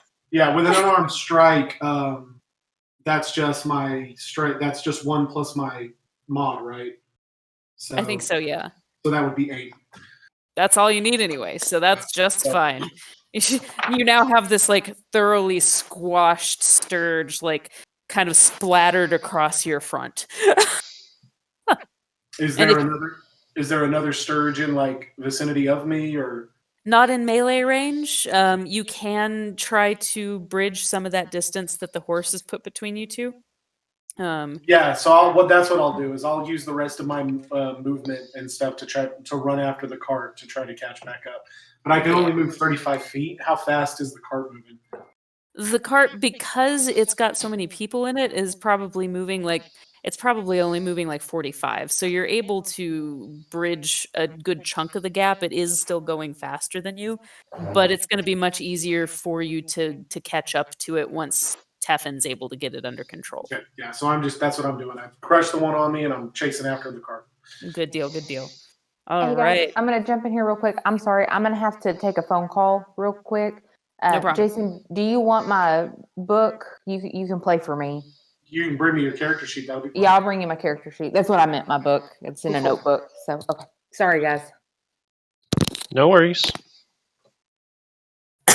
Unacceptable. Jason. So we haven't had her in initiative yet, so I don't. I'll have you roll initiative for her. Sure. It's really low. Really low. Okay, like lower than Paul's. Oh yeah, lower than Paul's. Okay, so So, she will go on the up next. 4. Yeah.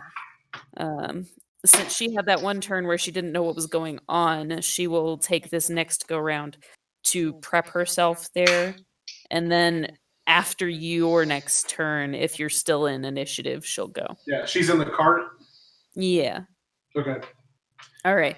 She So- opens the back. That's what she does first up. She Yep, opens to yep. see what's going on. And she She's- sees Paul running after the cart. Yep.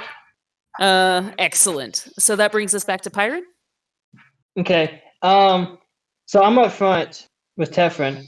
Are there any of them that are grouped together, like within 5 feet of each other? Well, you've got the one that is attached to Teffin. You've got. did one manage to attach itself to you? No. No, okay. The one that missed would probably be trying to get to you or Teffin. So, like, since you're sitting next to each other, both of them would be within 5 feet of each other. I'm trying to think distance-wise with the horse. The other one Well, would probably it's be 30 just feet long and 5 feet wide. Is what I'm looking for. Oh, okay. So you could get the one on the horse and the one on Teffin's shoulder, or you could get the one that's about to attack you guys and the one on Teffin's shoulder. But it's kind of an L sort of a shape.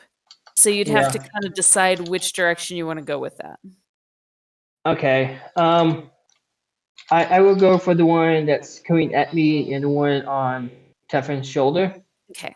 And I'm going to take extreme caution not to get anything on him. Teffin would appreciate that, I'm sure. Yep. And so I am going to do Taja's Castate Brew. And that's a dex save. And you're gonna have to tell me how that works because I'm not familiar with that one. Okay, so I create a line of acid, 30 feet long, 5 feet wide. Awesome. And the creature takes 2d4 acid damage every round on the turn until cleaned off. Nice. Very good. Very So, good. I mean, it'll probably kill him instantly, but I'll at least get like 2 of them. Yeah. And that's just like that's not a save. That's just a straight up It is a dex save. dex save. Yeah, it's probably gonna kill both of them pretty well. Oh, one of them makes it, but it's probably still gonna do enough damage to kill him. One of them definitely fails, so probably just fizzles into nothingness. The other one rolled an unnatural 20. Okay. But if it takes half damage, it's still probably going to be enough. That's a 5. It's a 5. So Okay. do you round it up or down? It doesn't matter. He's dead. Okay. But yeah, usually for for that kind of thing, you would roll down, Keith, for damage that you do. I generally round up, but that's just okay. me. That's Okay.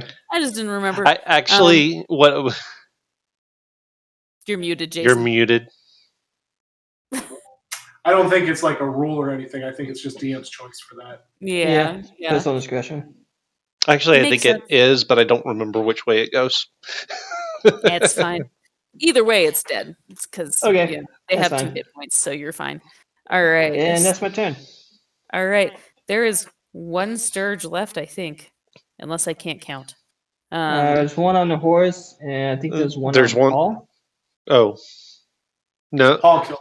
Paul killed his. Ah, So there's one still on the horse. The one that is on Teffin's shoulder is now just like there's the little mosquito like nose still stuck to him, and the rest of it's just been dissolved. All right. So that one's gonna come after the one that just shot acid at the other 2. Oh, actually, no, it's still on the horse, so it's just gonna go straight for the blood suck. So it's gonna do 8 points of damage. And now I have to look up how many hit points a horse has. Keith, does your horse have a name? Not yet.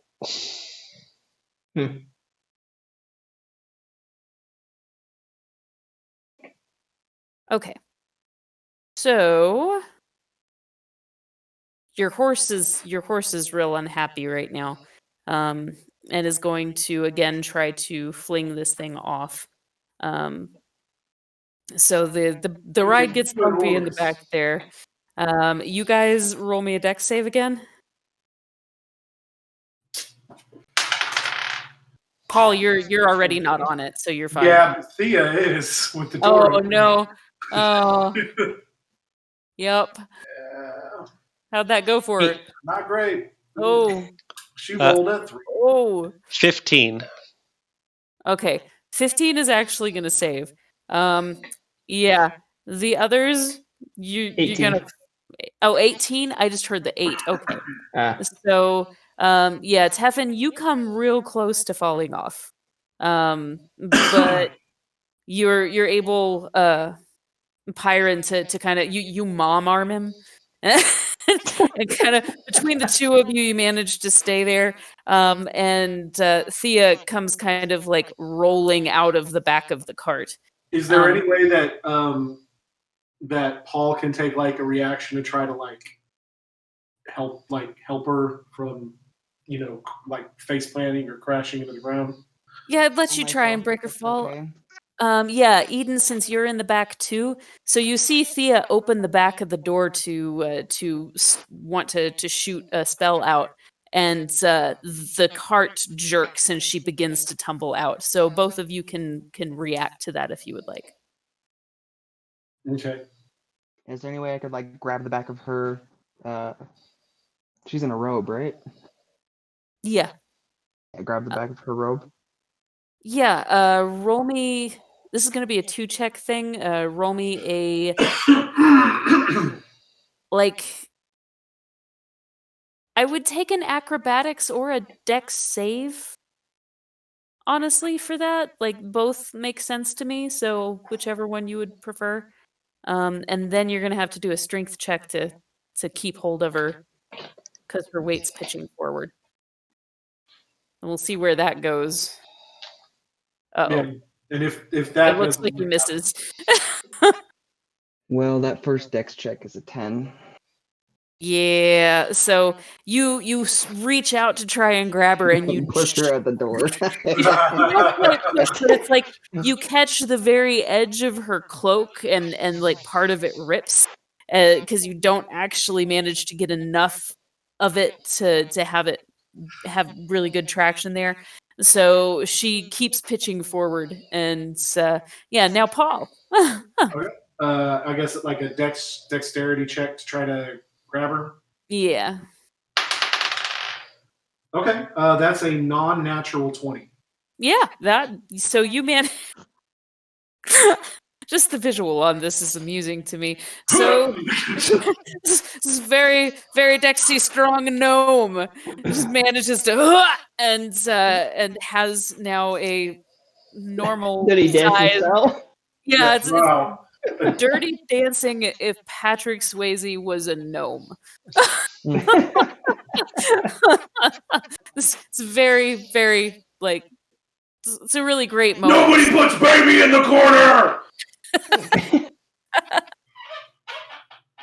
I love it. I love it. Yeah, that's excellent. Thank you. Well done. Well done. So yeah, you managed to catch her, and that brings us back to Teffin. There is the one still on the horse, and that's it. All right. Get Well, him. I'm Don't gonna miss. the Your boobs glow. the crystal in my chest There you go, starts to that's- glow, Uh-huh. and Same. I'm gonna take aim at the sturge, and that is going to be a 24. Yeah. Hit it. For 6 points of damage. Just a spray of red over your horse. Your horse looks real rough, man. And then I'm it's- gonna grab the reins and pull up and take control, get control of You- everything. You take control of the horse. The horse is looking real rough. It's going to take a bit for him to like. You're going to be moving at half speed at this point. I'm gonna reach out, pat him on the haunch, and cast cure wounds, Awesome.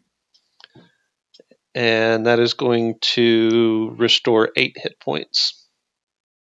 Good deal. Good deal.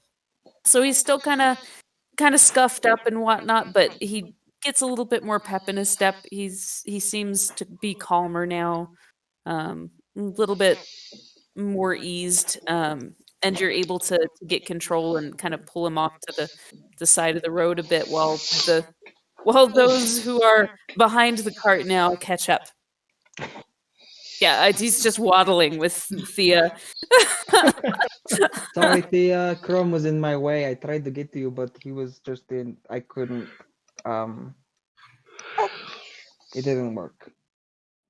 That was Mork. Don't blame me, Chrome says. Oh, sorry. Took me a second to remember Crom. Kip. Mork He the just orc, keeps. He Chrome just stays the in the Android. corner sulking.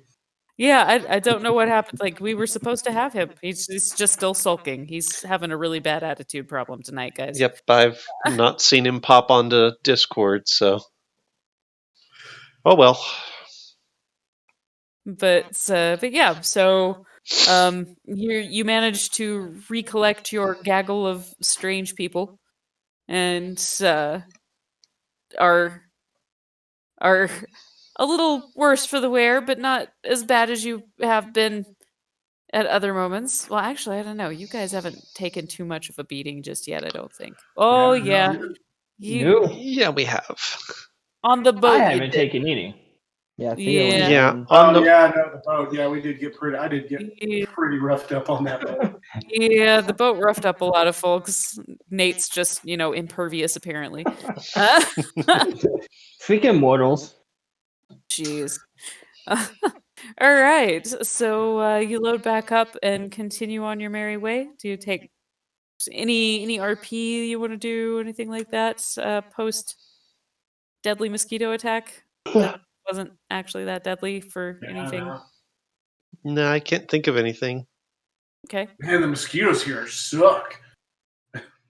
Most mosquitoes do. That's sort of their thing.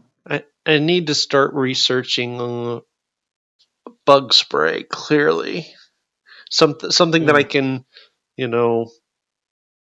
spray at them that keeps them away. That thing you did.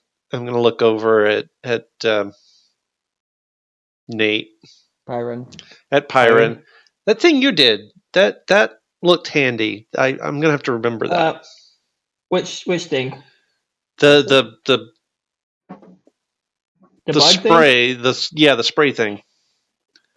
Or the acid? The acid thing that you did, that looked pretty handy. Ah. If I can figure out how to, like aerosolize that and put it in a can or something to always have handy.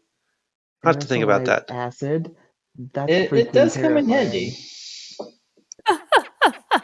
This is where Teffin and Pyron develop deep woods off. Yeah. Yeah. Great. And then once everyone's back where they're supposed to be, it's setting off. Good catch, Paul. It's well done. Well done. I like that the execution, especially the nobody puts baby in a corner. That made my Yeah, I don't know why I said that. It just came to me out of nowhere. Is Paul still riding on the back, or is he gonna join us Yeah, inside? he's just gonna jump back on the back of the seat or the back of the step and ride out and just kind of dangle his feet, let his feet kind of kick in the air. Like a little kid. I would imagine though, like, I don't know, like, would you have an option where you could like have a catch on the door and have the back door be open? I don't know if you would have it open, but 'Cause, I mean, wouldn't you typically be opening the side if you were gonna have it open? Yeah, if I'm going to be working, the side would be down. So there's no real reason to have the door where it can latch open. yeah. It's not like you're accustomed to having travelers in your Yeah. back, so that makes sense. Yeah. Yeah, so Paul's just hanging out, kicking his feet like a little kid off the back. I mean, I could like open the door, put it against the other side, and just take one of my axes and smash it into it so it holds it open. Like, if that's something we needed. Well, just an option. I'm just saying, guys, it's a choice. It's a choice. It's not It a is choice I would make from the front. I mean, you're not Paul. So, Teffin, you know what we could do? We could get some rope and tie Paul to the cart so he doesn't fall off again. There's a thought. I mean, that is a possibility, but realistically, he's been doing fine other than, when the horse got So we got attacked by attacks. vicious mosquitoes. So, I don't know. You going to tie the Yeah. ball? Just a thought. It's probably fine. If he falls off again, we'll think about it. I mean, it's not like you guys are like traveling super fast. If I fall off, I can just literally just run back and jump back onto my spot. Yeah, yeah. I mean, not right now, but if he slowed down a little bit, yeah. I thought we'd already pulled off to the side. Yeah. I mean, I Yeah. pulled off to the side to collect everybody first. Yeah, this is true. But what we could do is get some rope, tie him to the back. I think this is less about keeping me like on the step Keep him and safe. more about keeping me from screwing anything else up. Oh no! I mean, it two is things can be definitely true, for your right? good. I mean, not if you're a it tweaker. is definitely just to make sure you don't fall off. Sure. All right. So once everyone is back in place, I'm gonna go Does- ahead and Does Paul know sarcasm? No, Paul does not catch sarcasm. Okay. There is a level of intelligence necessary to understand sarcasm. Paul does not have that. Okay. Yeah, I am very sarcastic. so we're on the road again. All right. You end up a few minutes later kind of getting out of the boggy area and into kind of more rolling grasses, hills, not huge hills, just gentle rolls you can kind of see for a long distance. And you begin to kind of come across there are little smatterings of communities, mainly residential and farming. There might be like a little place that's selling food, something like that, but not a lot of stuff going on otherwise industry wise. They're just small communities. You end up actually roll me perception checks for those who are able to see. Natural one. Natural one. Well, you're on the That back. tracks. That tracks. That actually makes a lot of sense given what's about to be seeable. 14. 12. 14? Okay. So you would see it actually, Nate. You see what looks like a fellow, what looks actually a lot like the silhouette of the fellow that you guys were helping, up ahead.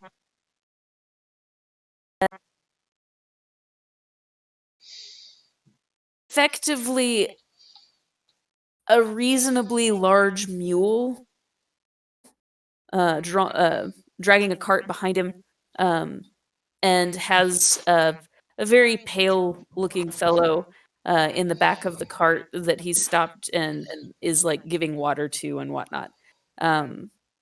So you're seeing this up ahead. He's kind of pulled off almost into an area where there are residences and whatnot. So it's kind of, you could just think that he's out there helping a friend with the fields, something like that. But you can tell that there's something up ahead, and that looks mighty familiar to you. So yeah. Okay. I am going to point this out to Tefra and say, hey, heads up. This looks like there's some people on the side of the road up ahead. Well, good to know.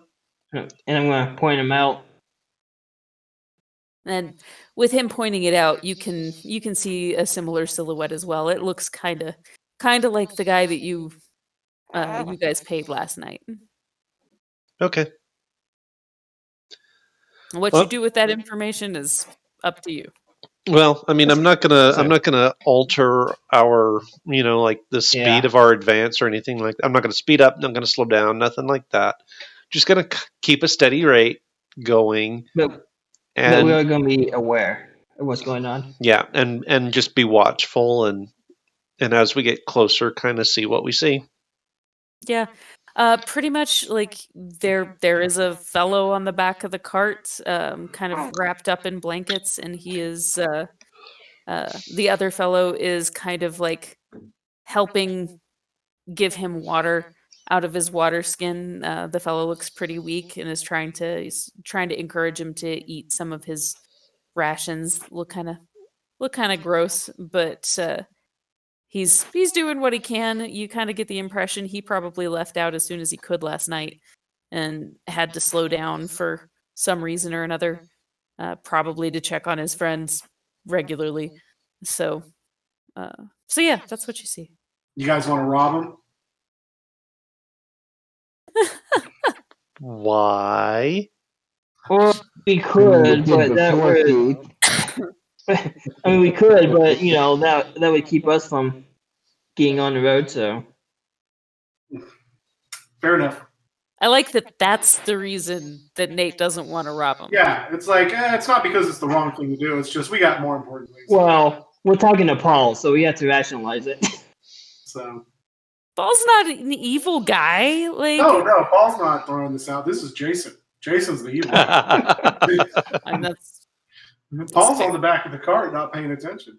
yeah, like he doesn't see it. He's like whistling and kicking his feet in the back. He can't even tell what's going on up ahead. Yeah. This is Jason, who's like, man, here's this guy. He doesn't have any backup, just walking. I know he's got money, so we could rob him on the road. Nobody would know a thing.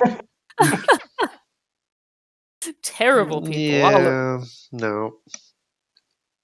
So yeah, you unless you intend on stopping or anything like that, just kind of keep No, on going. we'll just kind of and wave at him as we go by. Maybe say hey. And He'll kind of nod and give you a little, and get back to what he's doing there. He seems more concerned about his friend that he is what all is happening. You're not even totally sure that he actually registered that he recognized you. okay. When Paul does see him, as we like drive past him, Paul's gonna look, be like, "Oh, hey, it's the guy. Thanks for the memories." you see him like so good. kind of like Tastes like panic a little bit. He kind of darts and ducks underneath the cart for just a second. It's like and goes back to what he's doing. Just kind of shakes his head a little bit. The friend coughs a bit. You kind of get the impression that he probably laughed for just a second and then lost his ability to control his respiratory system. I mean, we could pull over here if he needs help. I mean, we don't have a cleric. There's nothing we can do to help. Yeah, I mean, you could, but you didn't. I mean, I could do like a little minor healing, but Is this you saying that you're going to do so, or is this you? well, I'll be talking to Tefren. So we could pull over see if we can help him. Do you think we should? I don't know that one guy didn't sound too good. I mean, you're driving, so all right. So I'll pull off to the side. Go ahead. all right. Do what you So can. I know. I'll climb down, go back over and said, "What's going on? You need some help?" Well, we haven't been able to get as far as I had hoped. I mean, we're not far off. I think we'll be able to get there tonight if I can just get a little farther. But he's struggling to hold in there. I got to stop and check on him a lot.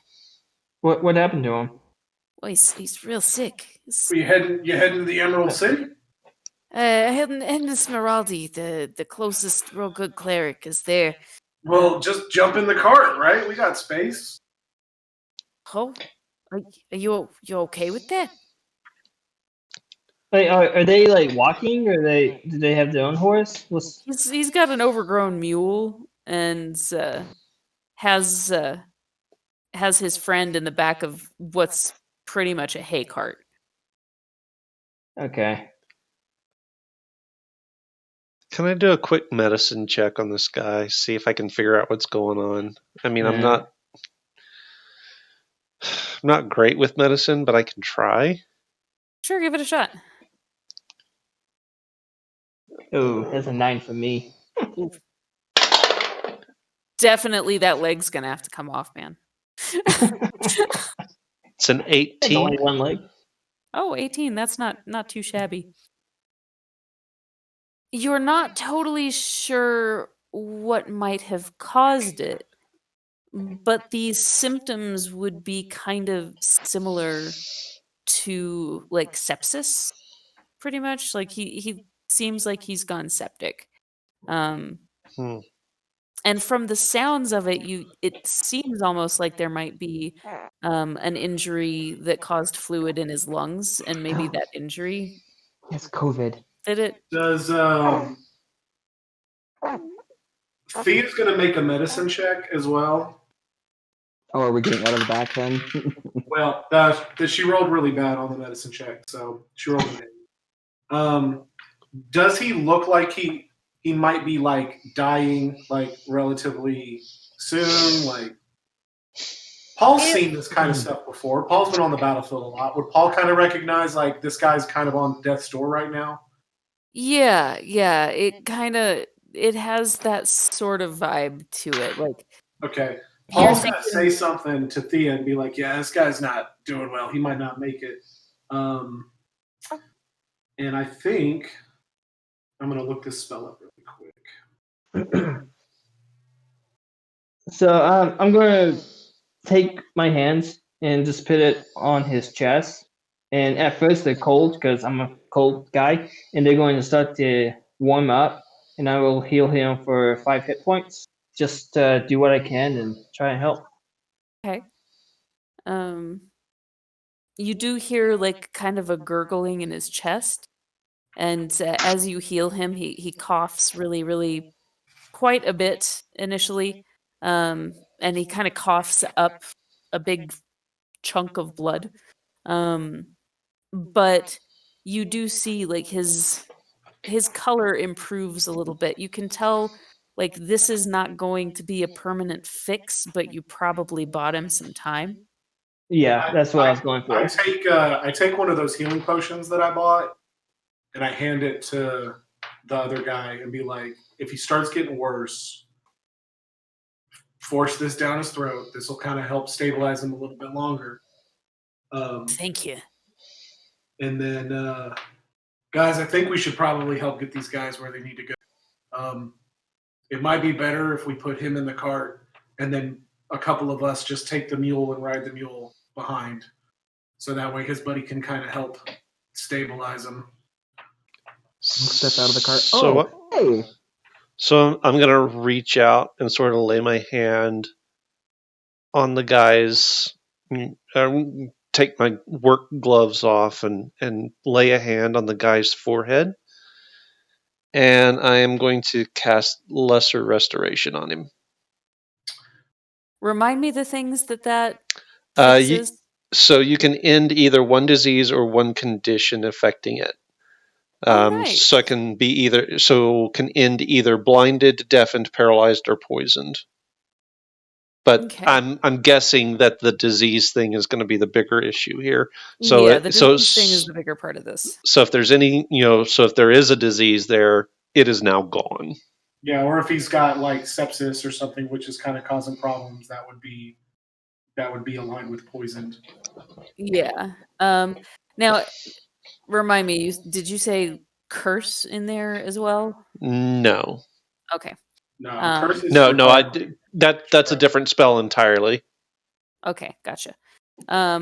So you do see like his color improves dramatically at this, and you hear him do this hacking cough again, and kind of he curls up on his side, which is more movement than looks like he's actually capable of.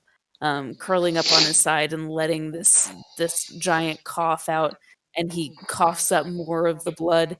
And you hear him take what sounds like it's maybe the first deep breath he's been able to take in a very long time.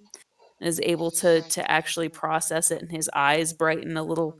It's kind of like laying on his side, just out of breath, and kind of just reaches up and grabs your hand. Says, thank you. Perhaps that will give you enough time to get to some actual healing, my friend. And I'll, just sort of pat him on the shoulder and then head back towards the front of the cart. Yeah, good deal. I'm an artificer. I fix things. And people. Indeed. You know? What so based on how he's looking now, do we feel relatively comfortable he's gonna make it to the cleric? Yeah, you think like if they're heading to Smeraldi, like it's just a few more hours up the road. Like he'll be able to make it there. Okay. Okay.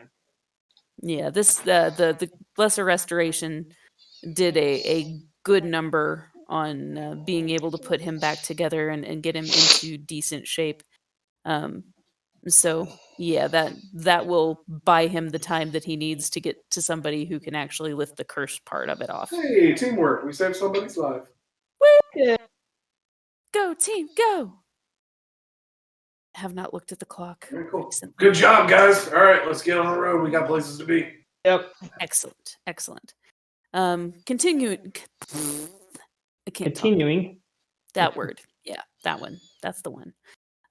Continuing on, you would know based upon the map that if you go a little bit past Smeraldi before you settle in for the night, you will be kind of at the halfway and be able to make it to the wall by the following night.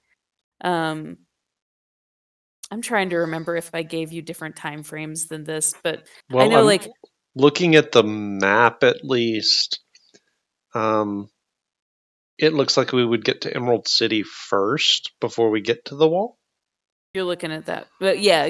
You would get to Emerald City before you get to the wall. Here, let me But, let me throw this up here for other people to see as well.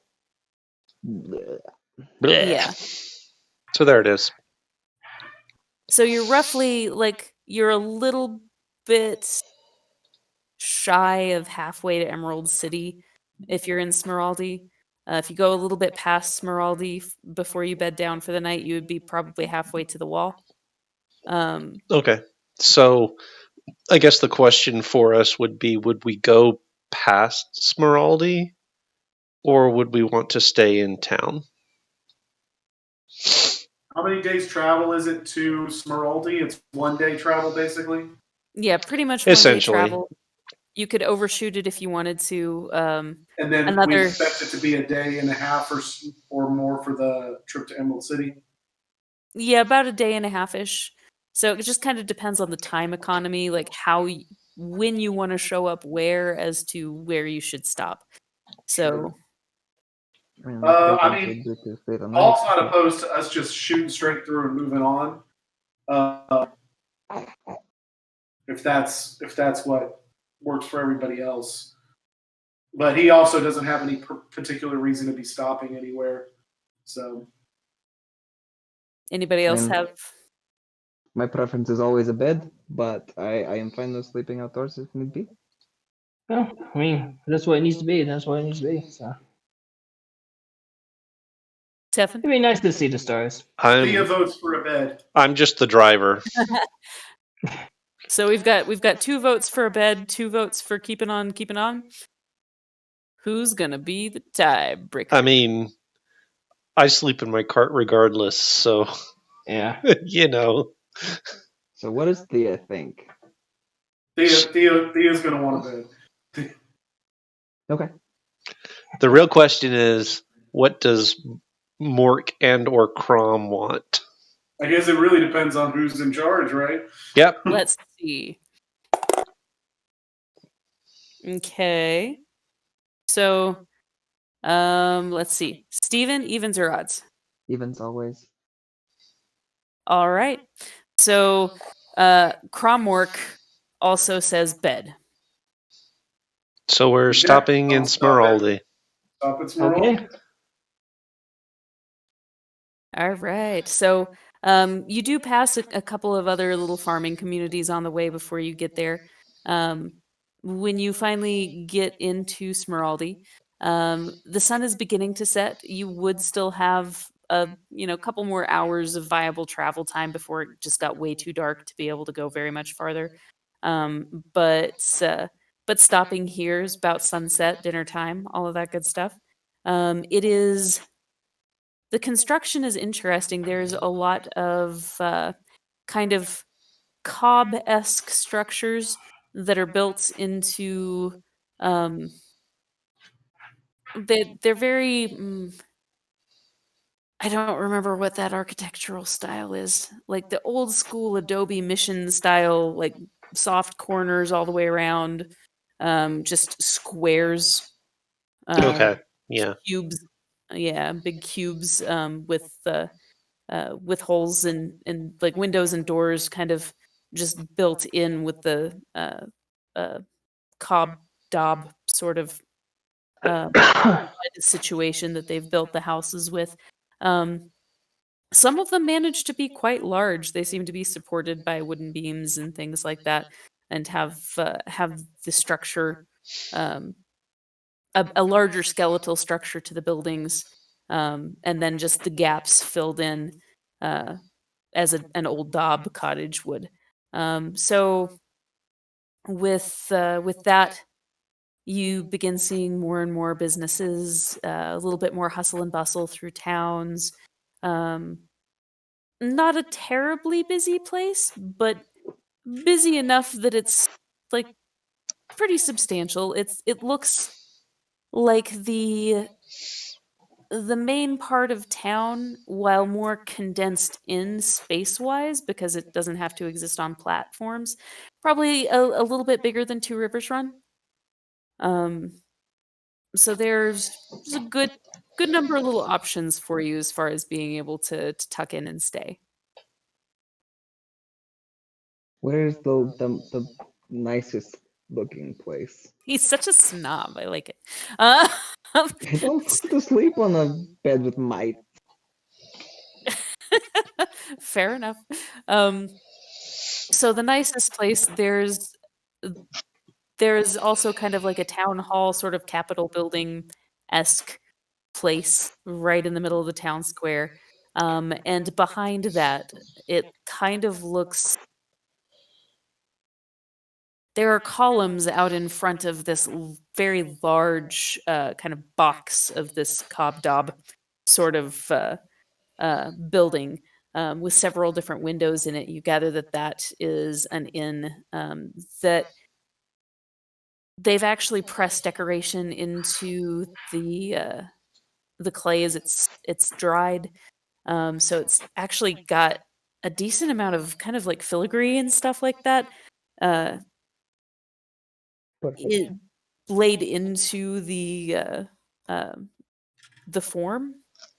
And there are vines being sent up, ivies that crawl up the columns that are in front of it. Looks really nice. There's a candlelit chandelier right in front there. You would guess that probably if there were guests, visitors to this town, that's probably where they would stay. From the looks of it, that's probably the nicest place in town.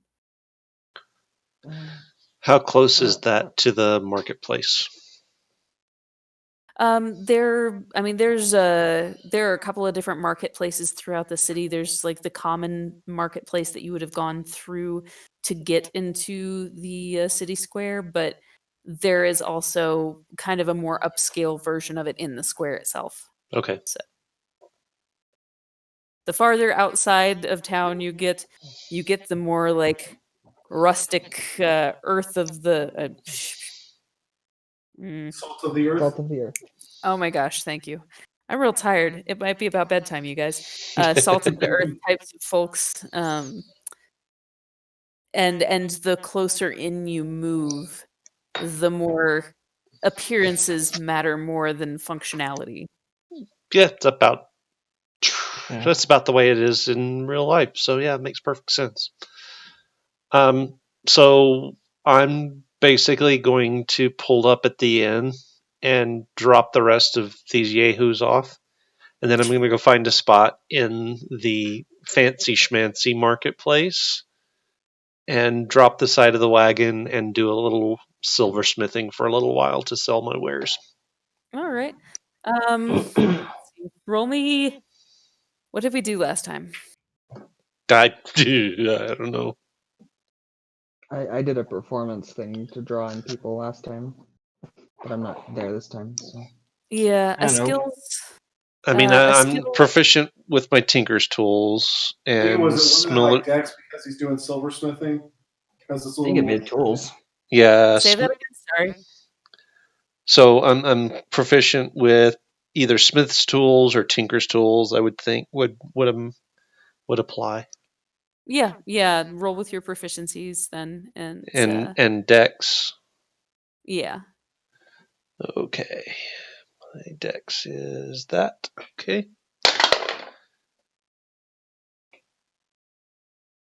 it's going to be a 21. That was a great facial expression while you were thinking about the math. Yeah, math is hard, y'all. You do real well.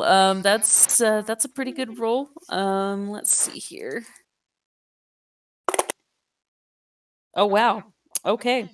So that is you're going to end up with 100 gold by the end of the night for your. Nice. noise.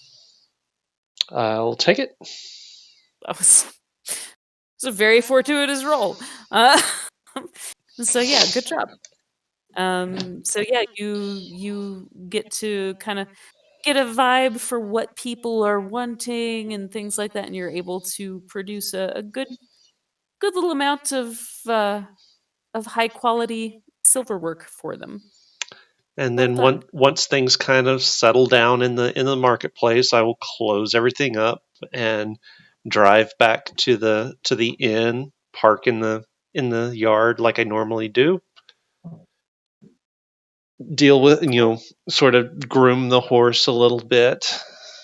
I need to really name my horse, and You then really should. This poor horse is like so neglected. if it's I'll not Ed, deal it'll with be a that, little but bit I'll deal sad. with that for next time. And then Yes. I will meet up with my fellows for an evening meal. And once that's done, I'll go back to my bucket in the cart. Alrighty. How about the rest of you yahoos? Apparently, Yeah. Yahoo! I mean, I'll probably, if we're at the tavern, I'll probably grab a drink and, just relax for the evening and wait until we're ready to leave and head where we need to go. good deal. All right. I will offer to whoever is in charge that we need at least 3 rooms, and that I will play a few sets for the evening, and be entertainment for whatever guests may be there, and essentially just set up for the night. If they need payment on top of the performance, he'll pay for that as well. Okay. Go ahead and first off, roll me a persuasion. We'll see if they're Could okay with somebody that. else actually roll that for me, and I'll throw a bardic for a d20 and a d8. 16. I got you. I got you. 16. Okay. Did You you said did you add persuasion, his yeah? bardic in there too? What's Did I that? follow? Did you add his bardic inspiration too? No, I didn't. What was that? It's a d8. A D8. Full marks. That is a full 8 on top. So that's 24 plus whatever. So Nice. plus 8, so that's going to be 32. Nice. My goodness. Yes, the gentleman at the front is adequately charmed into saying, yeah, absolutely. Like, I love this idea. This is wonderful. We need more entertainment to be here on a more regularly occurring basis. If we like you a lot, we might consider hiring you to do this more frequently if you would be interested. You get a full As time gig. interested, yeah, as interested as I would be, unfortunately, I believe come morning we will be moving on towards the wall. Well, if you reconsider, I mean, you know where we are. But I suppose before I go about offering that without my manager's permission, I should probably hear what you have to do. So, by all means, go right ahead. Okay. So he'll step up and sort of clear a spot, and he'll play a couple of songs. One of which actually he's sort of written himself. And it's actually going to be a story about Paul and his part in the Battle of the Mountain. Awesome. Very, very cool. Is this one of those things where player Steven has written words for it? Or is this just. No, because I don't have details from Paul about it. So Gotcha. I don't know that Paul has details from Paul on it. So if that is a thing that you want, I will get together with Jason and we can provide those details and you can actually write the thing. But we can Sure, that also could be a lot just of say fun. that, I mean, yeah, Sure, we yeah, I can don't mind. probably You just make let that me know work. if you want us to go into details with how it played out. Cool. We can do that. So yeah, and you would be within earshot, Paul, so this could be an interesting thing for you. I don't know how he would respond, but go ahead and somebody for Steven roll performance. With a bardic inspiration as well. And Well, I'm I also rolled a going to natural dump. 16. What's the Yeah. bardic inspiration? Is a D8. I'm also going to dump 2 second level spells into Major Illusion. That's an 8. So that's Nice. 24 Plus plus 11. plus 11. Plus 11. 35. Oh my gosh. Jeez. Nicely done. So yeah, you wows them. And what's your minor or major illusion doing? Oh, I So just he's sort of just telling his story with the Major Illusion as an accompaniment. So it'll be a very whimsical representation of Paul, sort of a larger than life, like he's clearly smaller than the people there, but because of his force of personality or whatever is sort of larger than life. And so you see him swinging his axe and doing things that are Pauly. Jane. Hey, buddy. Nicely done. You managed to get out with 78 gold out of that endeavor. Um, it's a good night. They receive it very well. I've dropped dice and I don't want to bend over to get them. So yeah, it's a very well received song. You get a lot of, or a very well received set. Um, you get a standing ovation when you kind of rap for the evening, and the fellow They behind the love counter, me. They really love me. They do. absolutely. If you ever decide that you would like to settle down someplace, Oh, No. we lost you. Oh Apparently, Said you this no! don't want to again. settle down ever. where am I? Am I back? Your voices. Your voice is, but we don't have your lovely mug. Oh, it's okay. It's not that lovely a mug right now, anyway. So, um, groovy. All right, we're nearing a good spot to stop. Anywho, so yeah, we um, the whole gaggle around Eden was very impressed. The person manning the hotel counter will emphatically offer again if he ever decides to change his mind and settle down that there would be an entertainment position waiting for him. Thank you. Any other RP oriented things going on? How does Paul respond to this, by the way? Any song or story about his battles and stuff here are not going to affect him. So for him, it's not. He doesn't really care. To him, it's just music, and he doesn't really pay attention to what the story's about or anything like that. So Okay. Cool.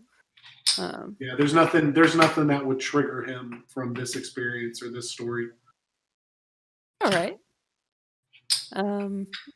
So the rest of you guys, anything for the night that you're going to be up to?